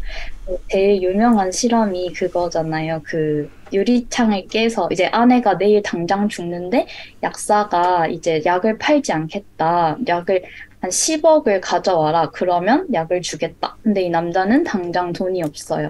그러면 이 남자가 근데 밤에 유리창을 깨서 몰래 그 약을 훔쳐서 아내를 살렸어요. 그러면 이 남자가 도덕적인가, 도덕적이지 않은가? 라고 했을 때 이제 가장 높은 수준의 도덕적인 인간들은 생명을 좀 더 중시하기 때문에 이제 그 남자의 행동이 옳았다라고 이야기를 하거든요. 그런 걸 보면서 이 사람이 정말 재미있는 실험을 고안했는데 이제 한번 들어보시겠어요? 네, 재밌습니다. 네, 이 사람이 굉장히 혐오적인 정서를 불러일으키는 실험을 고안을 해내요. 이제 실험자들을 이제 실험실로 불러서 하나의 내러티브를 이야기를 들려줘요. 그래서 어떤 느낌이 드는지를 이제 물어본 이 사람이 옳은지 도덕적인지 아닌지를 판단하려고 하는 실험을 하는데 이야기가 이거예요. 이제 어떤 남자가 크리스마스에 이제 닭 요리를 하려고 이제 생닭을 사와요. 근데 생닭을 사와서 이제 요리하기 전에 가족들과 이제 크리스마스 파티를 하기 전에 그 생닭에 대고 자위행위를 해요. 그 생닭을 자위행위를 하고 이제 그 닭을 흐르는 물에 깨끗이 씻어서 요리를 해서 가족들과 친구들에게 대접을 해요. 그럼 이 사람은 도덕적인가 도덕적이지 않을까? 라는 물음에 어떻게 생각하세요? 그래서 그게 혐오를 불러일으키는 거군요. 그 행위가. 그 지점이 혐오를 불러일으키는데 제가 좀 빨리 말해서 어쨌든 이렇게 도덕적인 판단을 할 때 이제 대부분의 실험자들이 역겹다. 어떻게 그럴 수 있나? 사람이 막 정말 말도 안 된다라고 하는데 이제 그 트레이닝을 받은 이제 실험자들이 그러니까 연구자들이 계속 물어봐요. 반박을 해요. 그런데 아무도 모른다. 이 사람이 자위를 했는지 안 했는지 아무도 모른다. 근데 맛있게 먹었으니까 모두가 행복한 거 아니냐. 이런 식으로 얘기를 해서 막 반박을 하는데 그러면 이제 연구 결과를 보니까 이제 사람들은 이성의 기초에서 사고하기보다는 감정의 도덕적 판단을 더 많이 한다는 거죠. 이런 것과 조금 비슷한 연관이 있지 않을까 해서 소개를 했는데 어떤 생각이 드세요? 근데 감정에 기반해서 도덕을 평가한다라는 건 전 굉장히 동의해요. 그래서 도덕 감정이라는 말도 있잖아요. 우리가 맞아.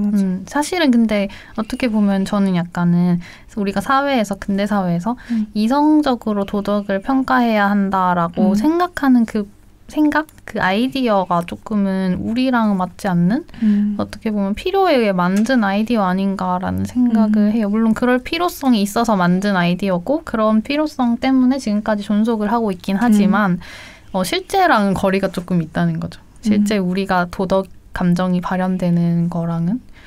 그래서 저는 이 책에서 그 도덕이 이렇게 호오, 좋고 싫음이랑 관련이 있다라는 것도 되게 자연스럽게 그런 것 같아 했던 것 같아요. 맞아. 이것도 결국 그런 걸 보여주는 연구인 것 같아요. 그냥 우리가 가지고 있는 윤리적인 신념이 사실은 감정적인 베이스로 돌아가는 것들이 많다는. 근데 그게 마치 나쁜 것처럼 말하잖아요. 우리는 맞아. 호오로 판단을 하면 안 될 것처럼. 합리적이지 않은 것처럼. 맞아. 이렇게 데카르트적으로 이성적으로 판단해야 할 것처럼 말을 하는데 그게 가능한지 여부부터 물어야 되지 않을까라는 생각이 들어요. 저는. 저는 일단 이 얘기를 들었을 때 일단 불쾌감은 드는 것 같고 요거에 대해서 조금 생각을 해보니까 그런 것 같아요. 이 사람이 그런 행위를 만약에 하는 사람이면 그 행위 자체보다는 우린 그 앞뒤의 맥락을 같이 파악하려고 하는 것 같아요. 만약에 이런 정도의 사람이라면 과거에 어떤 행동을 했을까? 우리가 알아차리지 못한 수많은 악행을 저지르지 않았을까? 앞으로도 똑같이 수많은 악행을 저지르지 않을까? 이런 생각이 같이 드는 것 같아요. 그러니까 어떤 기억과 연결되는 것 같아요. 이 부분이. 그래서 이 사람에 대한 전반적인 도덕적 판단이 하나의 장면이 하나의 장면으로 그치지 않고 그게 대단히 넓은 시간적 영역으로 확장되는 게 아닐까 이런 생각이 좀 드네요. 재밌네요. 근데 저는 이제 아까 그 질문으로 돌아가면 그 질문을 보고 혼자 생각했던 거는 이제 이게 질문이 뭐였죠? 말하다가 나도 까먹었네. 원래 어디 갔지? 그러니까 이제 그 어떤 제도 같은 것이 이제 공산주의. 느낌에 신념과 달라진 게 있었냐. 공산주의랑 관련된 질문이었는데 마르크스 여기 이건 거. 맞아요. 맞아. 생명 조절 메커니즘과 충돌을 일으키는 거. 느낌을 거스르는데도 살아남은 합의. 이거 느낌을 거스르는데도 살아남은 합의에 대해서 생각을 한 게 사실 이런 체아대 인재 생각하는 거 뭐 환경이 나를 어떻게 하게끔 하는 그런 부분이 있거든요. 그래서 의자를 보면 앉고 싶어지고 침대를 보면 눕고 싶어지는데 근데 전시회장 가면 앉으면 안 되잖아요. 전시회장에 있는 전시회 의자에는. 그런 게 이제 뭔가 사람들이 자연스럽게 환경에서 뭔가 느껴지는 느낌은 이제 자제시키고 뭔가 우리끼리의 합의로 뭐 전시회장에 있는 물건은 훼손하면 안 돼. 뭐 그런 것들이 있지 않나? 그래서 어떤 윤리적인 것들은 오히려 반대로 인간이 저절로 생길 수 있는 그런 감정들을 좀 통제하는 부분들이 있는 것 같아요.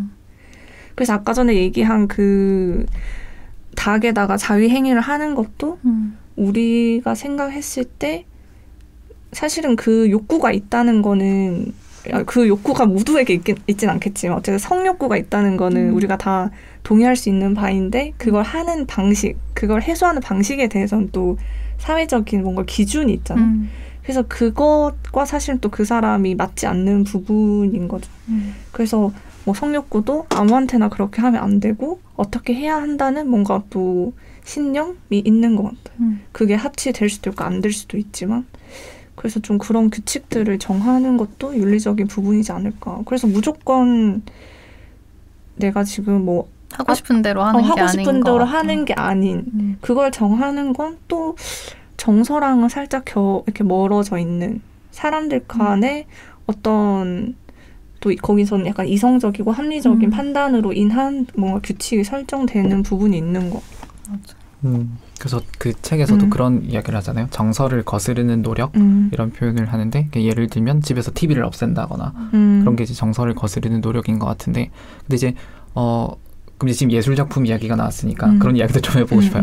그러니까 어쨌든 이 예술 전시된 무언가를 우리가 훼손해서는 안 돼라는 그런 어떤 사회적 합의는 이걸 우리가 더 지켜보는 게 좋다. 그러니까 더 보는 거, 그 좋다라는 예술 작품을 통해서 좋다라는 감정을 느끼는 게 더 좋다라는 어떤 느낌이 있으니까 그거에 대한 어떤 비중을 실어서 그렇게 하는 게 아닌가, 합의에 이르게 된 게 아닌가. 그럼 이제 결국 그 합의도 느낌을 따라간 게 아닐까라는 좀 생각이 하나가 들고요. 그다음에 이제 또 궁금한 주제는 우리가 뭔가 예술 작품을 접했을 때 좋다, 나쁘다. 뭐 예를 들어서 음악을 들었어요. 이 음악 좋다, 이 음악 별로야, 나쁘다. 뭐 이런 느낌이 들잖아요. 이제 그 느낌은 우리의 항상성과 또 어떤 관련이 있는 것인가 궁금한 것 같아요. 아까 첫 번째 질문에는 제가 말하고 싶은 게 있는데 어떻게 보면은 완전 이성적인 행위인 것 같은 우리의 마치 욕구를 억누르는 것 같은 법이나 사회 제도도 또 다른 면에서 보면 우리의 느낌을 좀 더 좋게 만들어줄 수 있는 점이 있기 때문에 살아남은 게 아닌가라는 거에 대해서는 전 되게 동의를 하는 게 완전히 우리의 어떤 좋은 느낌이나 항상성도 충족시켜줄 수 없는 법이나 제도는 오래 못 살아남는 것 같아요. 결국에는 뒤집히거나 뭔가 사람들이 동의할 수 없는 거지. 도저히 왜? 금주령 같은. 그러니까 뭐 약간 의문이 그러니까 막 이게 뭔가 존속이 잘 안 되는 것 같아요. 그런 제도들은 특히 뭐 약간 그러니까 사회적으로 그래도 우리가 보통은 그래도 리더들이 생각이 아예 없는 사람들은 아니니까 어느 느낌 여러 느낌이 있는데 어느 느낌에 중점을 두고 이걸 우리가 더 밀었을 때 더 앞으로 더 많이 행복해질 수 있어 정도의 혹은 이게 오라라는 생각을 갖고 하는 걸 테니까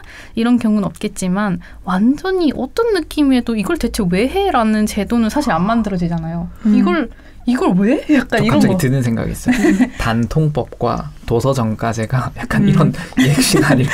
그러니까, 갑자기 문득 그런 생각이 들었어요. 그러니까 약간 뭘 위한 거야? 라는 제도는 사실 우리 사회에서 되게 보기 힘든 것 같아요. 보통은 그래도 찬 반을 나누면 그래도 찬이 뭐 30% 정도는 있는 제도지 막 진짜 막 0.5%가 예를 들어서 막 외계인만 인권을 가질 수 있다. 뭐 이런 제도를 만든다고 쳐요. 그럼 대체 우리가 그거 왜 해야 되는 거야? 이런 생각이 들 거 아니에요. 그런 제도는 만들어지지도 않고 존속도 안 되는 거죠. 우리가 동의할 수가 없으니까 그렇지 않나라는 생각이 조금 들었어요. 얘기를 들으면서. 그래서 어느 정도는 그 장기적으로 혹은 시점의 문제 혹은 어떤 집단의 느낌을 더 중요시하느냐 그거의 문제지 어느 정도는 어느 인간들의 그 항상성이나 기분 좋음을 이렇게 증진시켜 줄 수 있는 제도여야만 조금 이것도 약간 제도도 결국 진화해 나가고 살아남아야 되는 거잖아요. 그런 게 조금 있지 않나라는 생각이 들어서 공산주의가 그래서 저는 왜 오래 못 살아남았는가에 대해서는 이게 조금 안 되는 제도인 것 같아요. 그 뭐라 해야 되지? 그러니까 공산주의 패러다임 자체는 어떻게 보면 동의할 수 있는 부분이 많았잖아요, 사실. 그래서 지금 우리가 되게 공산주의적으로 생각할 수 있는 그런 사회 제도들도 많이 습수해서 이제 우리도 뭐라 해야 되지? 신민주주의? 그런 형태가 됐잖아요. 그런 게 이제 동의할 수 있는 게 있으니까 분명히 시작돼서 세계의 절반이 동의를 했던 건데 존속되기 굉장히 힘든 방식을 선택하지 않았나. 그러니까 어떻게 보면은 이렇게 좀 저는 공산주의나 자본주의가 어떤 패러다임 때문에 패러다임이 공산주의 잘못돼서 오래 못 살아남았다. 저는 이렇게 생각이 안 되거든요. 그럼 그렇게 시작을 하지도 않았을 거예요. 인간은 외계인을 존중해야 된다. 이런 것처럼 말도 안 되는 거였으면. 근데 분명히 동의하는 부분이 있으니까 시작을 했던 거고 지금까지 어느 국가들에서는 하고 있잖아요. 뭐 정치적인 이유도 있지만 그게 우리가 지금 겪고 있는 이 현재 우리 체제는 조금 그 인간의 선호도 변화를 반영을 할 수 있는 제도인 것 같고 우리가 역사적으로 만든 공산주의는 그 선호도 변화에 대해서 늦게 반응하거나 그걸 억제하려고 하는 체제였던 것 같아요. 그러니까 오히려 그게 안 맞았던 거 아닌가 그런 생각이 들어요. 진짜 그 패러다임 속의 이념이 어땠는지는 조금 더 두고 봐야 되지 않나라는 생각이 들어요. 시간적으로. 앞으로 또 될 수도 있으니까. 그럼 아까 그 혜진이가 얘기했던 거랑 좀 결합을 해보면 개인의 항상성 그래프가 다르다 이렇게 표현을 했잖아요. 그럼 개인의 항상성 그래프가 다 다르니까 개인의 신체에 뭐 여기 우리 지금 체화된 인지를 얘기하고 있으니까 개인의 신체에 좋은 것들이 다 다를 텐데 그것에 선호도를 가질 수 없게끔 만든 것이 느낌에 대단히 위배가 된다. 그렇게 생각하면 될까요? 선호도를 가질 수 없게 되는 게 그러니까 공산주의가요? 모르겠어요. 그렇게 설명을 할 수도 있을 것 같고 제가 말씀드린 내용은 이제 그 사회 전체의 선호도를 합칠 수 있잖아요. 예를 들어서 개인의 선호도들을 합쳐서 사회 선호도가 있고 그 선호도들도 변화하고 계속 내 선호가 좋은 쪽으로 나아가고자 하는 그 항상성이 있는데 그 항상성에 맞춰서 제도가 쉽게 움직이지 않는 제도인 거죠. 이게 옳아라는 게 뭔가 이미 정해져 있고 거기에 인간이 맞추길 원하는 제도이기 때문에 좀 오랫동안 존속하지 못하지 않았나. 변화하기 어렵다? 네, 변화를 하지 않으려는 제도였지 않나. 우리가 지금 현재 하고 있는 뭐 솔직히 민주주의를 해봤자 나라마다 좀 다 다르잖아요. 근데 어쨌든 그런 모습들이 그 국가의 국민들의 선호도나 그런 도덕 감정에 어느 정도는 맞춰갈 수 있는 제도이기 때문에 이게 가능하지 않나. 오랫동안 그래도 살아남는 게 그런 생각이 들어요. 그래서 만약에 앞으로도 우리가 이렇게 계속 선호도에 맞춰서 간다면 궁극적으로 형태는 우리가 칼 마르크스가 말했던 그런 형태가 출현할 수도 있다고 저는 생각을 하거든요. 그게 우리의 항상성을 증진시켜주면 오랫동안 존속할 수 있을 테니까. 근데 그 사람의 이념이 어떠냐, 옳냐, 나쁘냐 그게 중요한 게 아니라 그걸 실현시키려는 사람들이 이미 칼 마르크스라는 사람이 혹은 본인이 생각하는 그 이념을 사회에 이식하려는 식으로 접근을 했다 보니까 이게 안 맞았지 않았나 그런 생각이 조금 드는 거죠. 네, 그럼 아까 제가 질문했던 예술 작품은 우리 항상성에 어떤 영향을 미치는가? 근데 이 항상성으로 설명이 좀 힘들 것 같은데 체화된 인지에서 주장하는 건 이제 다른 뭐 예술 작품을 보더라도 그게 나에서 시뮬레이션 되면서 뭔가 정서를 느끼게 된다라고 하는 것. 예를 들어 그림에 찌푸린 사람이 그려져 있어. 그럼 나도 얼굴을 찌푸려 봤을 거 아니에요. 그게 이제 무슨 말인지 알죠? 그게 약간 시뮬레이션 되면서 그런 찌푸렸을 때 느꼈을 것 같은 감정을 내가 느끼는 거죠. 물론 그것과 다른 여러 가지 예술을 감상하는 요소가 더 있겠지만 어쨌든 정서만 생각했을 때는 그렇게 될 건데 뭐 음악도 약간 이렇게 뭔가 천둥치는 것 같은 혹은 뭔가 급박한 것 같은 그런 우리가 실생활에서 경험할 수 있는 요소들을 뭔가 음악적으로 표현하고 우리는 거기에서 약간 정석가를 느끼게 되는 것 같은데 그래서 그게 이제 나한테 시뮬레이션 되면서 일시적으로 항상성이 변화하고 그래서 감정을 뭐 느낀다면 그런 메커니즘일 수도 있지 않을까. 저는 미술 작품을 모으는 게 취미거든요. 그래서 지금 3개를 모았는데 처음에 모을 때는 몰랐는데 지금 3번째 작품이 와 있는데 저는 조금 느껴요. 나의 항상성을 증진시켜줬다라는 거를. 그러니까 미술관에 가서 그냥 좋다, 너무 예쁘다 이렇게 하고 그냥 올 때는 몰랐는데 우리 집에 항상 물론 이제 약간 이것도 소유 효과가 있겠지만 우리 집에 항상 이렇게 내가 좋아하는 작품을 걸어두니까 뭔가 볼 때마다 기분이 좋아지고 그리고 약간 조금 유치한 설명이지만 기분이 좋아야만 뭔가 하고 싶어지잖아요. 그러니까 내가 좀 더 집에서 부지런해지더라고요. 그림이 이렇게 있고 하니까 기분이 좋고 내가 진짜 좋으니까 사왔을 거 아니에요. 그러니까 그걸 볼 때마다 기분이 좋은 거예요. 잘 사왔어 이러면서 웃고 기분 좋고 그리고 뭔가 또 그래 또 약간 1차원적이지만 그림을 또 좋은 그림을 보면 사오고 싶으니까 또 열심히 일해야지라는 생각도 생기고 물론 이제 모든 거에 다 통용될 수 있는 설명은 아니겠지만 예술 작품이 저는 그래서 약간 처음으로 예술 작품이 내 인생에 직접적으로 영향을 끼칠 수 있구나라는 생각을 했거든요. 그 전에는 그냥 약간 간접적인 거였어. 그냥 들으면 기분 좋고 멋있고 가서 보면 좋고 뭔가 배우는 것 같은데 집에 오면 아무것도 이게 없었는데 지금은 되게 나의 뭐라 해야 되지 에너지를 주는 그런 존재가 된 것 같아요. 그리고 또 다 방금 들으면서 생각해봤는데 시험 공부할 때 내가 되게 늘어지는 감정일 때 뭔가 안 되잖아요 공부가. 그럴 때 약간 저는 급박한 감정을 주는 그런 음악을 듣거든요. 저도 그래서 나를 강제로 뭔가 해야 될 것 같은 그런 막 약간 그런 느낌을 주는 거예요. 아니면 난 되게 늘어져 있으니까. 맞아. 저도 그래서 요즘에 르세라핌 노래 들으면서 엄청 열심히 출근하고 논문 쓰고 막 그랬거든요. 약간 그런 것도 있는 것 같아. 그게 약간 그런 거 아닐까요? 그 여기서 이제 담아지오는 슬픔이나 뭐 그런 부정적인 정서를 긍정적인 정서로 뭐 치환하라는 식으로 얘기하잖아. 마지막에. 그게 약간 그런 거 아닐까? 우리가 약간 처지고 무기력한 느낌을 이제 뭔가 열정적인 느낌으로 치환시키는 그런 작업들을 하는 게 아닐까. 맞아. 그래서 보통 승화시킨다 이런 표현처럼.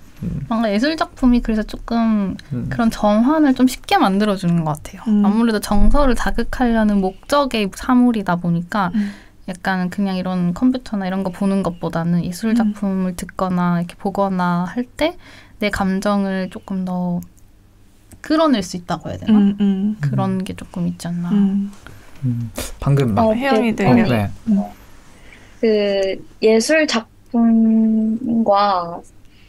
소비의 차이점에 대해서 갑자기 궁금한 생각이 들었는데 좀 가외의 이야기지만 저도 공부가 안 될 때 막 노래도 듣고 하지만 뭐 새로운 색깔의 펜을 산다든지 키보드를 산다든지 하면 또 기분이 좋아서 또 뭘 열심히 하게 되잖아요. 그런 소비와 예술 작품의 그 차이점이 뭘까요? 저는 이게 좀 고민이거든요. 공부하기 싫으면 사고 싶은 그 욕구가 비슷한 예시가 있는데 저도 수험 생활을 했으니까 수험 생활을 할 때 제가 갑자기 PPL 갔지만 유니볼 시그노 펜을 썼거든요. 이제 그 펜이 저는 어떤 색깔을 썼냐면 약간 진한 고동색을 썼어요. 이제 이유는 단순했어요. 그게 예쁘다라는 생각을 했고 그래서 어느 날 그 펜이 그러니까 수험 생활하면 펜이 빨리 닳잖아요.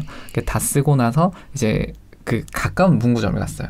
그러니까 거기에는 까만색밖에 안 파는 거죠. 그래서 까만색을 딱 샀는데 공부를 하니까 너무 공부가 하기 싫은 거예요. 이 색깔이 마음에 들지 않아. 동감해. 그래서 진짜 그 펜은 하루를 썼어요. 그냥 하루를 쓰고 그냥 친구한테 그냥 이거 너 해 하고 줘버렸어요.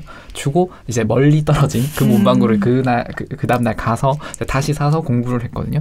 그래서 저한테는 그 펜이 어떤 공부를 하게 만드는 요소였는데 그게 어떤 심미적인 만족이 공부를 할 때 어떤 정서적 안정감을 주었다. 뭐 그런 식으로 정리를 해볼 수 있을 것 같은데 그래서 궁금하네요. 그래서 소비와 어떤 이 예술이 어떤 관계가 있는가? 어떤 정서를 불러일으킨다는 점에서는 같은 것 같아요. 그러니까 뭔가 기분이 저가 아까 말했다시피 예술 작품 볼 때마다 저희 집에 있는 작품을 보면 뭔가 하루가 되게 힘이 나고 좋다고 했잖아요. 그런 감정을 소비를 통해 느낄 때 그것도 사실 다르다고라고 저는 말할 수 없다고 생각하거든요. 본인이 같다라고 느낀다면 결국 느낌은 굉장히 내면적이고 나만 알 수 있는 거니까.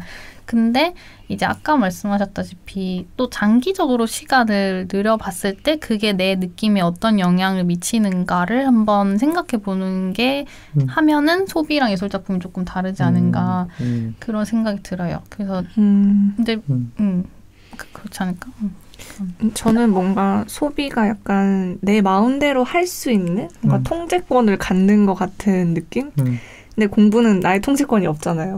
그래서 약간의 그 통제권을 갖는 것 같은 되찾고 싶은 그런 뭔가 욕구를 좀 해소시켜 주는 게 있다면 약간 예술 작품은 예술 작가마다 뭔가 표현하고 싶은 게 있고 나에게 뭔가 주고 싶은 경험이 있는 거잖아요. 그걸 통해서 뭔가 조금 내가 추상적이고 좀 무의식적이라서 알아차리지 못했던 어떤 부분들을 약간 시각화하고 좀 구체화하고 그래서 좀 해소시켜주는 부분이 있지 않나? 그래서 약간 그 부분에서 차이가 있을 수 있을 것 같아요.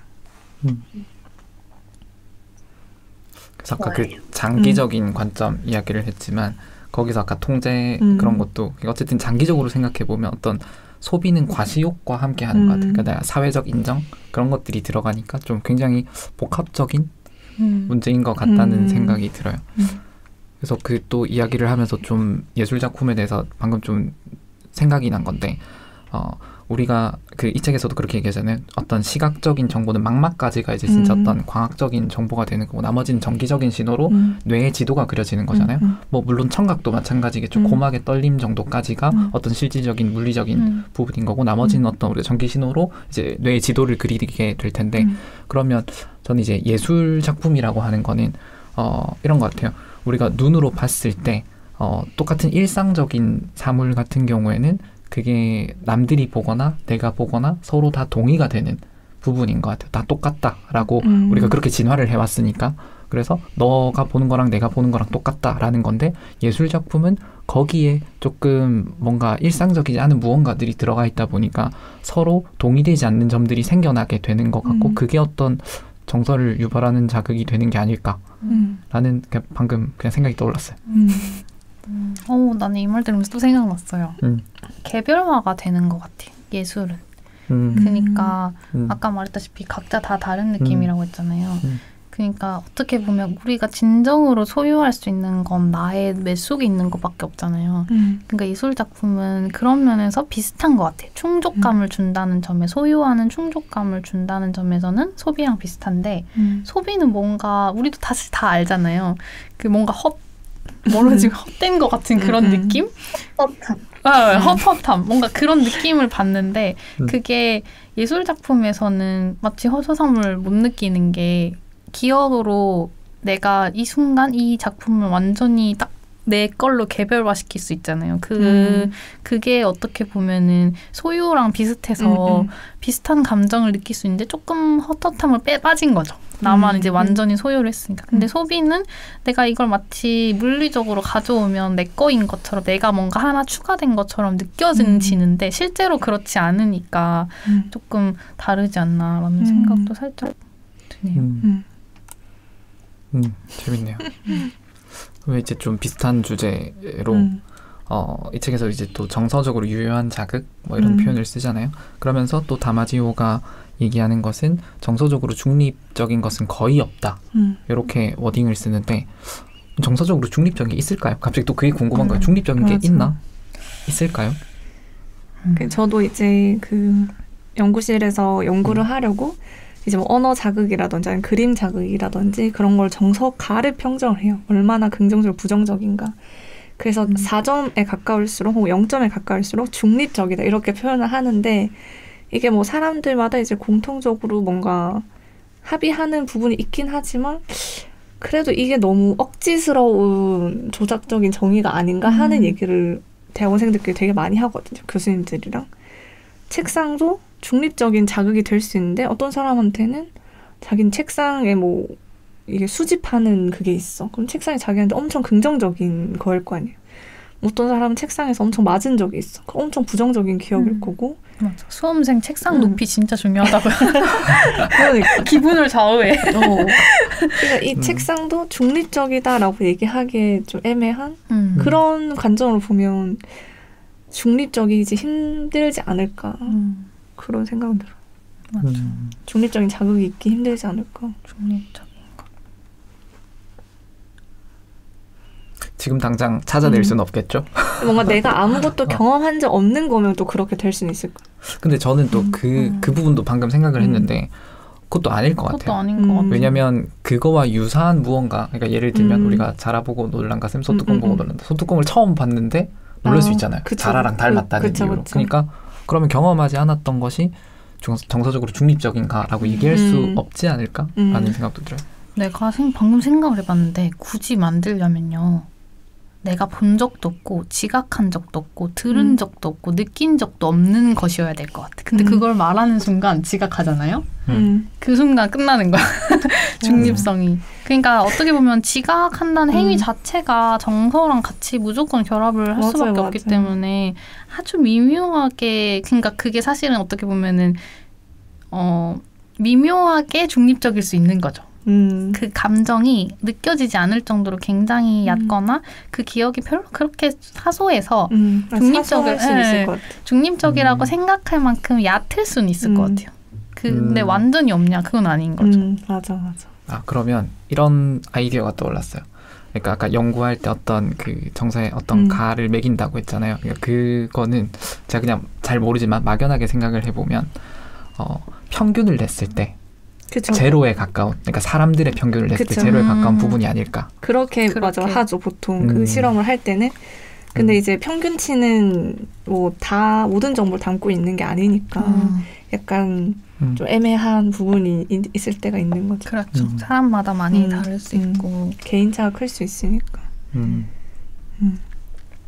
재밌네요. 다음 질문으로 넘어가 볼까요? 좋습니다. 다음 질문 그냥 제가 고를게요. 네. 고의로 정서를 조절하려고 한 경험이 있으셨는지, 뭐 예를 들어서 이렇게 예시를 들어주셨는데 집에서 TV를 없앤다든지, 어떻게 보면 이건 약간 환경을, 내가 원하는 정서를 발현시키기 위한 환경을 만드는 거잖아요.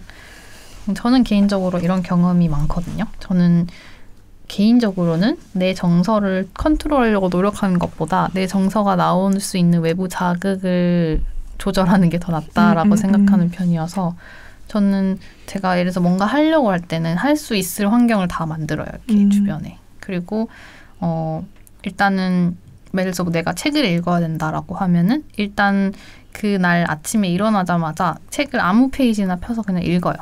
그래서 대충 이 내용이구나 하고 익숙해진 다음에 하루를 시작을 하거든요. 그렇게 하고 또 집에서 이제 TV도 시간 딱 정해놓고 보고 그런 것들 했던 것 같아요. 아까 말씀하셨다시피 뭔가 급박하게 해야 될 때는 급박한 음악을 듣는다든지 그런 식으로 정서를 조절한 것 같아요. 어떤 경험이 있으신지.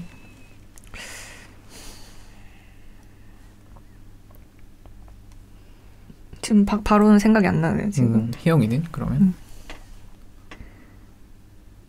정서를 조절하는 거는 제가 관계에서 남자친구랑 이야기를 하다가 이제 나도 화나는 감정이 욱하고, 근데 이 마음을 이제 그대로 필터링 없이 하면 다 상대도 화날 것 같아서 이 고의로 정서를 조절을 하려고 좀 재평가를 해본다든지, 이 상황에서 다르게 말할 수 있는 방법이 있을 거야 라고 하든지, 뭐 각성 조절을 한다든지 해서 정서를 조절하고 한 템포 낮춰서 이제 마음을 전달했더니 이제 싸우지 않게 된 뭐 그런 것도 해당이 될까요? 될 것 같아요. 이게 환경을 바꾼 건 예시가 많은데 좀 내 마음속에서 그 올라오는 그 정서를 조절하는 것도 예시가 될 수 있을 것 같아요. 저는 어떤 생각이 났냐면 사실 이 질문을 할 때는 떠오르지 않았던 건데 대화를 하면서 좀 떠올랐던 건데 저희가 다이어트를 할 때 정제 탄수화물을 먹지 말라고 하거든요. 근데 이제 그 메커니즘을 생각을 해보면 이제 정제 탄수화물은 이제 그 입자 크기가 작기 때문에 굉장히 흡수가 빨라요. 그래서 혈당이 굉장히 빠르게 치고 올라간단 말이죠. 그래서 혈당이 빠르게 치고 올라가면 이제 그 혈당을 떨어뜨리기 위해서 인슐린 분비가 되고 그럼 이제 그 인슐린이 이제 혈당을 또 과도하게 분비가 됐으니까 과도하게 떨어뜨려 버려요. 그러면 이제 그것 때문에 혈당이 부족하니까 신체가 위험한 상태가 되는 거죠. 이제 에너지가 없으니까. 그래서 배고프다는 이제 그 정서를 불러일으키게 되겠죠. 그래서 이제 뭔가를 먹고 싶다는 생각을 계속 하게 만들고 먹게 되는 거죠. 근데 이제 그런 과정을 생각해 보면 사실 이제 혈당을 높이지 않는 거, 애초에 그러니까 혈당을 서서히 높이는 게 굉장히 중요하고, 그래서 단 거를 먹지 않는 거. 가 어떤 고의로 정서를 조절할 수 있는 굉장히 좀 현명한 방법이 아닌가라는 생각이 드네요. 저는 맞아. 저 진짜 이거 방금 말씀하신 거 동감하는 게 저는 기분 좋아지려면 뭘 먹어요. 단 걸 먹어요. 그러면 기분이 좋아져. 뭔가 이게 남편이랑 이렇게 뭔가 좀 기분이 안 좋고 이럴 때 그냥 냉장고에서 뭘 꺼내서 먹으면서 막 이러면서 얘기하면은 조금 기분이 좋아지고 뭔가 이렇게 내 정서가 조절이 좀 되더라고. 반대로 또 이제 네. 남편도 뭔가 좀 나한테 그런 거 같으면 일단 먹여요. 먹이고 재워. 그러면 좀 약간 그 사람도 내가 왜 그렇게 화냈는지 잘 모르겠다. 약간 이렇게 할 때도 있고. 맞아. 사실 저도 정서를 조절하려고 노력한 적은 없는데, 근데 이제 그런 내가 왜 이렇게 예민하지 하면은 밥을 좀 덜 먹었다든지 탄수화물이 좀 부족했던 혈당이 굉장히 중요한 요소가 되는군요. 그래서 탄수화물을 막 열심히 먹고 나면 되게 살 것 같고 뭔가 딱 이제 뭔가 마음이 넉넉해지는 그런 느낌을 저는 받거든요. 그래서 좀 그런 부분은 있는 거. 그래서 그런 관점에서도 사실 좀 단 거를 안 먹는 게 좋은 것 같아요. 왜냐하면 단 거를 먹었을 때 치고 올라갔다가 확 떨어지는 이것이 이제 굉장한 불쾌한 자극이 되는 거니까 이 확 떨어지는 구간을 만들지 않는 거. 그래서 좀 복합 탄수화물이라고 부르죠. 그래서 이제 그냥 좀 밥 같은 거, 빵도 별로 좋지 않다고 들었고 뭐 조절하기 쉽지 않지만 과일은 괜찮나요? 과일도 뭐 그렇게 좋지 않다고는 알고 있어요. 왜냐면 우리나라 과일들은 너무 당도를 끌어올렸어요. 일부러 올린 거라서. 그렇죠. 안 좋다. 그러니까 좀 안 좋지 않을까. 뭐 근데 저는 전문가가 아니기 때문에 어쨌든지 간에 단 거를 좀 적게 먹는 게 어떤 그 무드를 좀 좋게, 전반적인 무드를 좋게 만드는데 도움이 되지 않을까라는 생각이 좀 듭니다. 네, 저는 다이어트 할 때 오늘부터 다이어트 해야지, 뭐 초콜릿 먹으면 안 돼 이러면 더 먹고 싶어지고 결국 먹게 되는 것 같더라고요. 그건 왜 그렇게 되는 걸까요? 그러니까 뭔가 지금부터 코끼리를 생각하지 마 하면 바로 코끼리가 떠오르잖아요. 반동 효과처럼. 맞아. 그래서 그러니까 다이어트가 성공을 하려고 하면 억제하면 안 되는 것 같아요. 그러니까 아까 어떤 환경을 조절한다고 했잖아요. 그러니까 우리의 정서를 거스르기 너무 어려운 부분이니까 환경을 통제해야 되는 것 같고, 그러니까 단 거를 끊으려면 단 거를 아예 끊어야 돼요. 근데 단 거를 먹으면 아까 얘기했다시피 혈당이 올라갔다가 떨어지기 때문에 무조건 또 먹고 싶은 거죠. 그래서 이제 끊을 거면 아예 끊어야 가능하고, 아니면 참는 거죠. 참는 거는 힘들잖아요. 그러니까 이제 그게 이제 쉽지 않은 부분인 것 같아서. 네, 근데 저도 성공하지 못했기 때문에. 저는 약간 조금 자연주의처럼 들릴 수는 있는데 저는 약간 천연에서 나온 걸 먹거든요. 그러니까 과일 같은 거. 그러니까 매번 그런 건 아닌데 뭔가 다이어트를 해야 된다거나 내가 식단 조절을 하고 싶다 이러면은 특히 우리 남편이 아이스크림을 진짜 좋아하는데 아이스크림 완전 단 그 정제 당 덩어리잖아요. 그래서 오빠가 아이스크림 먹고 싶으면 그냥 과일을 사서 먹여요. 근데 그러니까 조금 낫더라고요.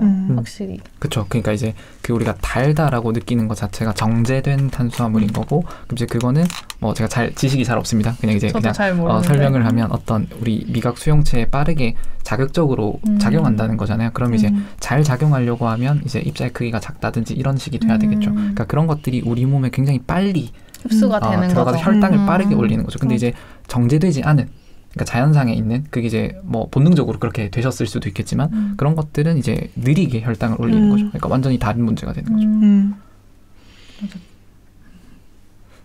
하지만 제가 전문가가 아니기 때문에 조금 찔리네요. 저도 영양학은 잘 몰라요.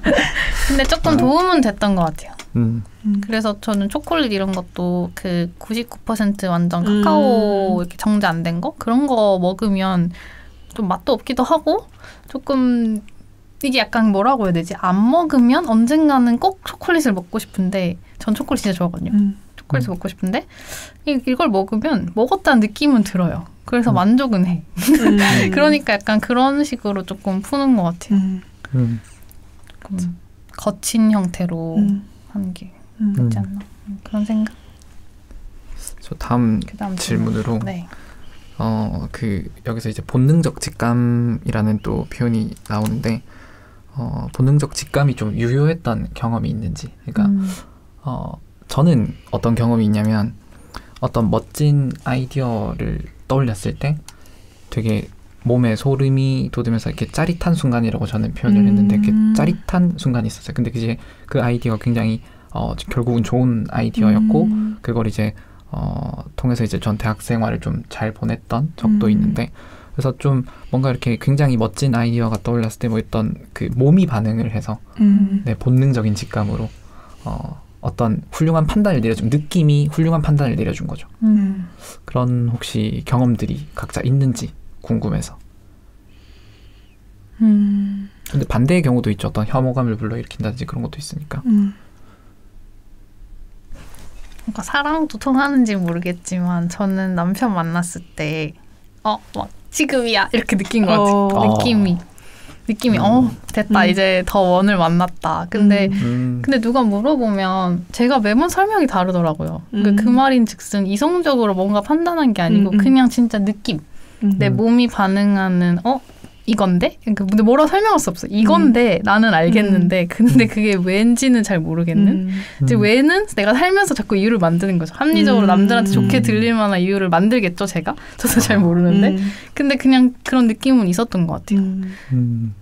그거는 남편 선택할 땐 되게 좋았다. 완벽한 예신 것 같아요. 맞아. 근데 딱 그럴 때 결혼을 한다 하더라고. 뭔가 딱 그 느낌이 온다고? 아, 이때구나 하면서. 이 사람이랑 더할 나위 없이 가까워져 있는 뭔가 상태에서 이제 결혼을 하고 싶은 마음이 들 거라고 그러시더라고요. 그건 약간 합리적으로 설명하기 힘든 부분인 거.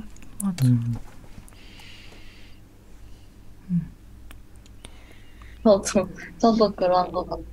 그러니까 뭔가 이 사람보다 더 좋은, 나한테 맞는 사람이 없을 것 같다라는 생각이 들어요. 딱 나한테 적합한 사람이구나. 이런 게 그냥 직감적으로 느껴지고, 그 이후에 이제 합리적으로 누군가를 설득을 해야 되니까, 뭐 부모님이든 선생님이든.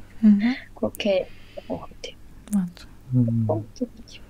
그래서 저는 연애하면서 느꼈던 게 뭐였냐면, 내가 이 사람을 좋아하는 이유를 나중에 발견하는구나 라고 느꼈거든요. 좋고, 일단 느낌적으로 이 사람이 있을 때 내 배경 느낌이 굉장히 안정적이고 좋고 편안하고 너무 행복한데, 왜 좋은지는 그 사람이랑 만나면서 이 사람은 이런 면도 있네? 좋아. 약간 이렇게 되는 거죠. 반대로. 저는 이게 뒤바뀐 경험이 거의 없었거든요. 보통은 이 사람 이런 점이 좋네? 좋다. 이 사람 좋은 사람인 것 같아. 약간 이렇게 늘 연애를 했던 것 같은데 뭔가 그래서 이거는 느낌이 해준 거다라는 생각이 들어요. 그러니까 예측 불확실성이 클수록 우리가 좀 직감에 훨씬 더 많이 의존하는 것 같네요. 지금 좀 얘기를 들어보니까. 그렇죠. 다뤄야 할 데이터가 클수록 그런 것 같아요. 저는 뭔가 심리학을 선택한 게 뭔가 저의 본능적인 무언가인 것 같아요. 사실 누가 뭐 이렇게 물어보면 딱히 엄청난 계기가 있었던 건 아니거든요. 근데 항상 중학생 때 그 정신과 의사를 주인공으로 한 시리즈 소설이 있었는데 그걸 엄청 재미있게 봤었어요. 그래서 중학생 때 일기 보면 뭐 정신과 의사가 될 거야 뭐 이런 게 쓰여져 있는데 꼭 그게 아니라도 그냥 어쨌든 심리에 대한 뭔가 계속 어쩔 수 없는 궁금증이 있는 것 같은? 그래서 그렇게 자연스럽게 흘러가고 그리고 뭔가 연구를 하게 되는 대학원에 진학하게 되는 것도 뭐 엄청나게 막 합리적인 막 판단을 여러 가지를 하고 따져서 했기보다는 뭔가 그냥 이 길이 맞는 것 같고 하고 싶은 것 같은 느낌 그런 게 있었던 것 같아요. 저는. 맞아. 근데 그 진로라는 것도 역시 어떤 배우자를 선택하는 거, 진로 이것도 굉장히 불확실성이 큰 거잖아요. 그러니까 그런 것에 확실히 느낌이 많은 영향을 미치는 것 같네요. 맞아. 지금 얘기를 들었을 때. 사실 아무것도 뭐 배울지 하나도 모르잖아요, 사실. 근데 이제 그냥 뭔가 할 수 있을 할 것 같은, 좋아할 것 같은, 맞을 것 같은 그런 느낌이 있는 것 같아요. 얼마 전에 본 유튜브 영상인데 그 박문호 박사님 뇌과학자분이 한 영상을 봤는데 거기에 그 기억을 많이 가지면 하고 싶은 게 많이 생긴다 그러더라고요. 아까 말씀하신 거 듣고 생각나는데 그 정신과 의사가 나오는 그 시리즈를 보셨다잖아요.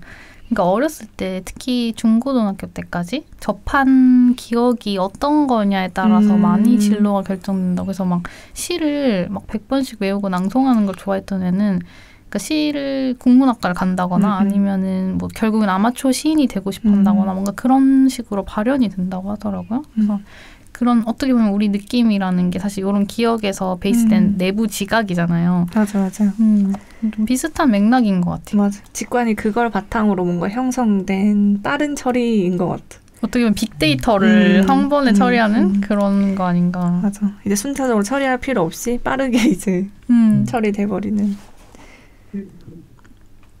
그러면 사실 그럴 수 있겠네. 어떤 우리 느낌 자체를 누군가에 의해서 통제된 그런 것으로 학습시켜버릴 수도 있을 것 같아요. 그러니까 아까 시를 100개를 외운다라고 했을 때 그 시를 뭐 자기가 동기를 가지고 나는 시가 너무 좋아서 100개를 외워야지를 한 아이가 있을 수도 있지만 누군가의 타의에 의해서 뭐 외워야 해라고 해서 외웠을 수도 있잖아요.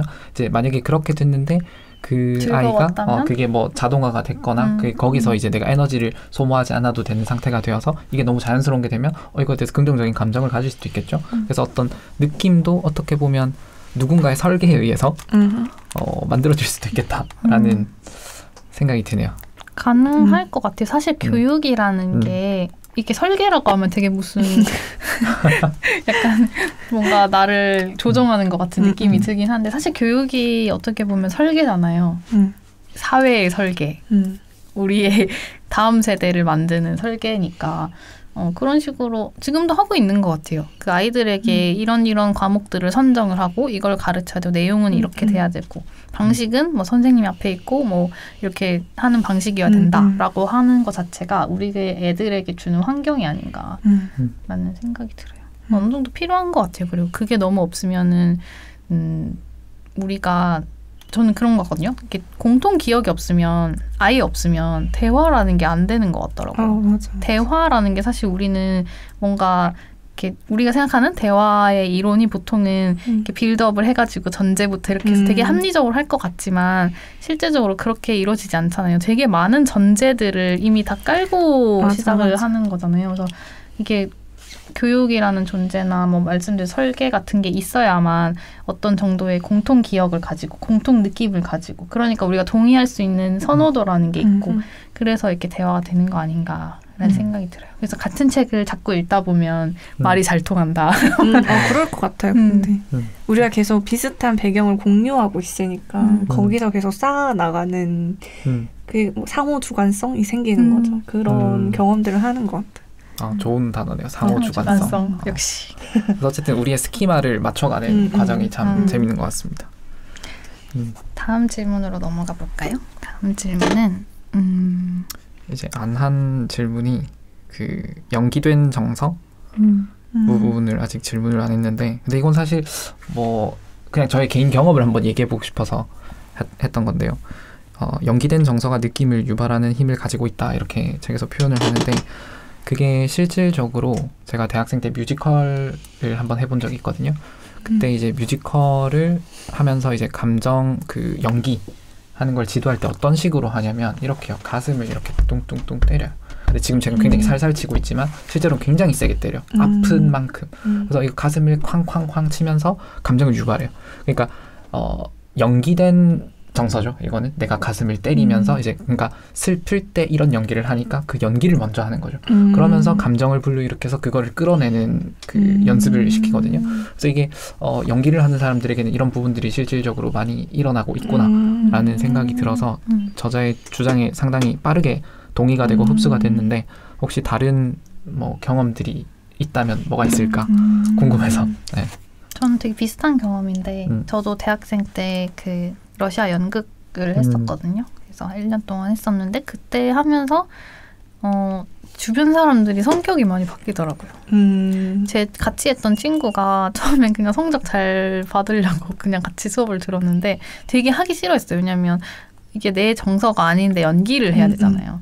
그 되게 힘들어했었는데 그 친구가 원래 되게 이렇게 말하는 것 별로 안 좋아하고 사람들 앞에 나서는 거 별로 안 좋아하고 이랬는데 그 캐릭터 자체가 되게 남을 막 유혹하고 막 엄청 표현을 자기 감정에 솔직한 캐릭터였어요.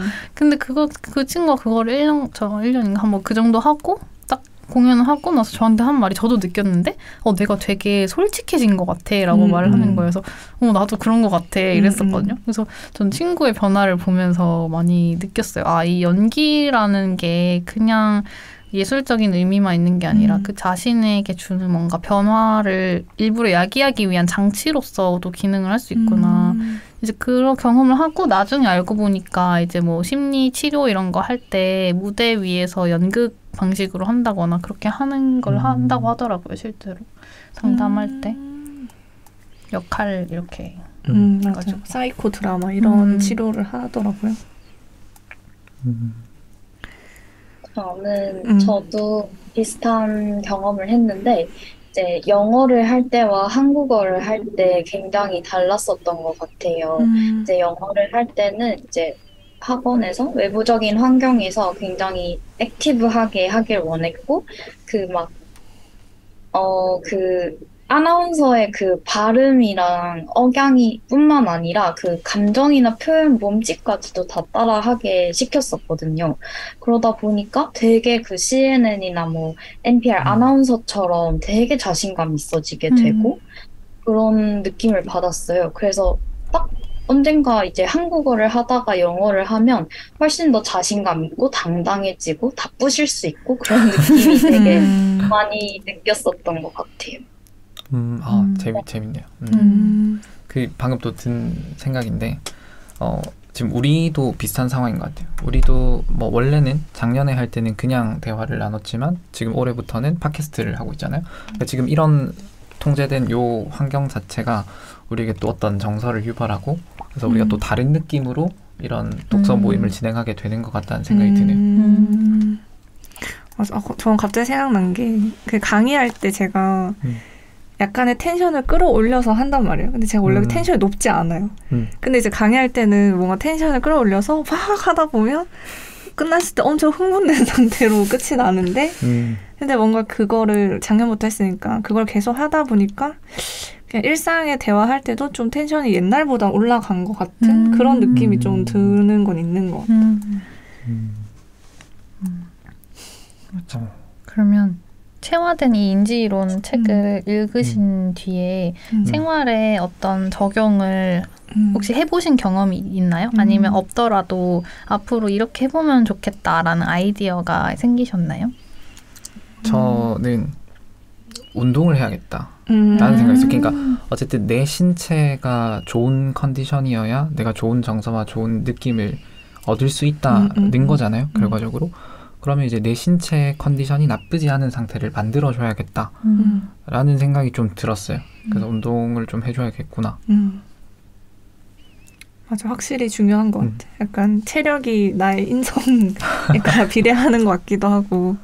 진짜 아프면은 진짜 성격이 안 좋아지는 것 같은. 맞아. 피곤하면 또 특히 맞아. 여유가 없어지니까. 심지어 우울증도 몸에서 나오는 항상성의 그 메커니즘이 깨져서 나오는 거라고 시작되는 거라고 하더라고요. 그게 계속 시작이 돼서 신호가 우울하다고 계속 뭔가 잘못됐어. 너의 항상성 메커니즘 잘못됐어라고 신호를 주는데 그걸 무시하면 그게 완전히 뇌까지 고장이 나는 거라고 하더라고요. 그러니까 이제 이런 방법들로는 도저히 안 올라오는 거죠. 이제 아까 말했다시피 항상성 자체가 낮아져가지고. 그렇게 되기 전에 몸을 좀 잘 돌봐주는 게 중요한 것 같아요. 저는 미술관에 다시 가야겠다는 생각을 했어요. 이제 제가 정신적으로 가장 고점이라고 생각했었을 때가 있었는데, 그때 예술 작품을 정말 많이 가리지 않고 많이 흡수했던 시기였던 것 같아요.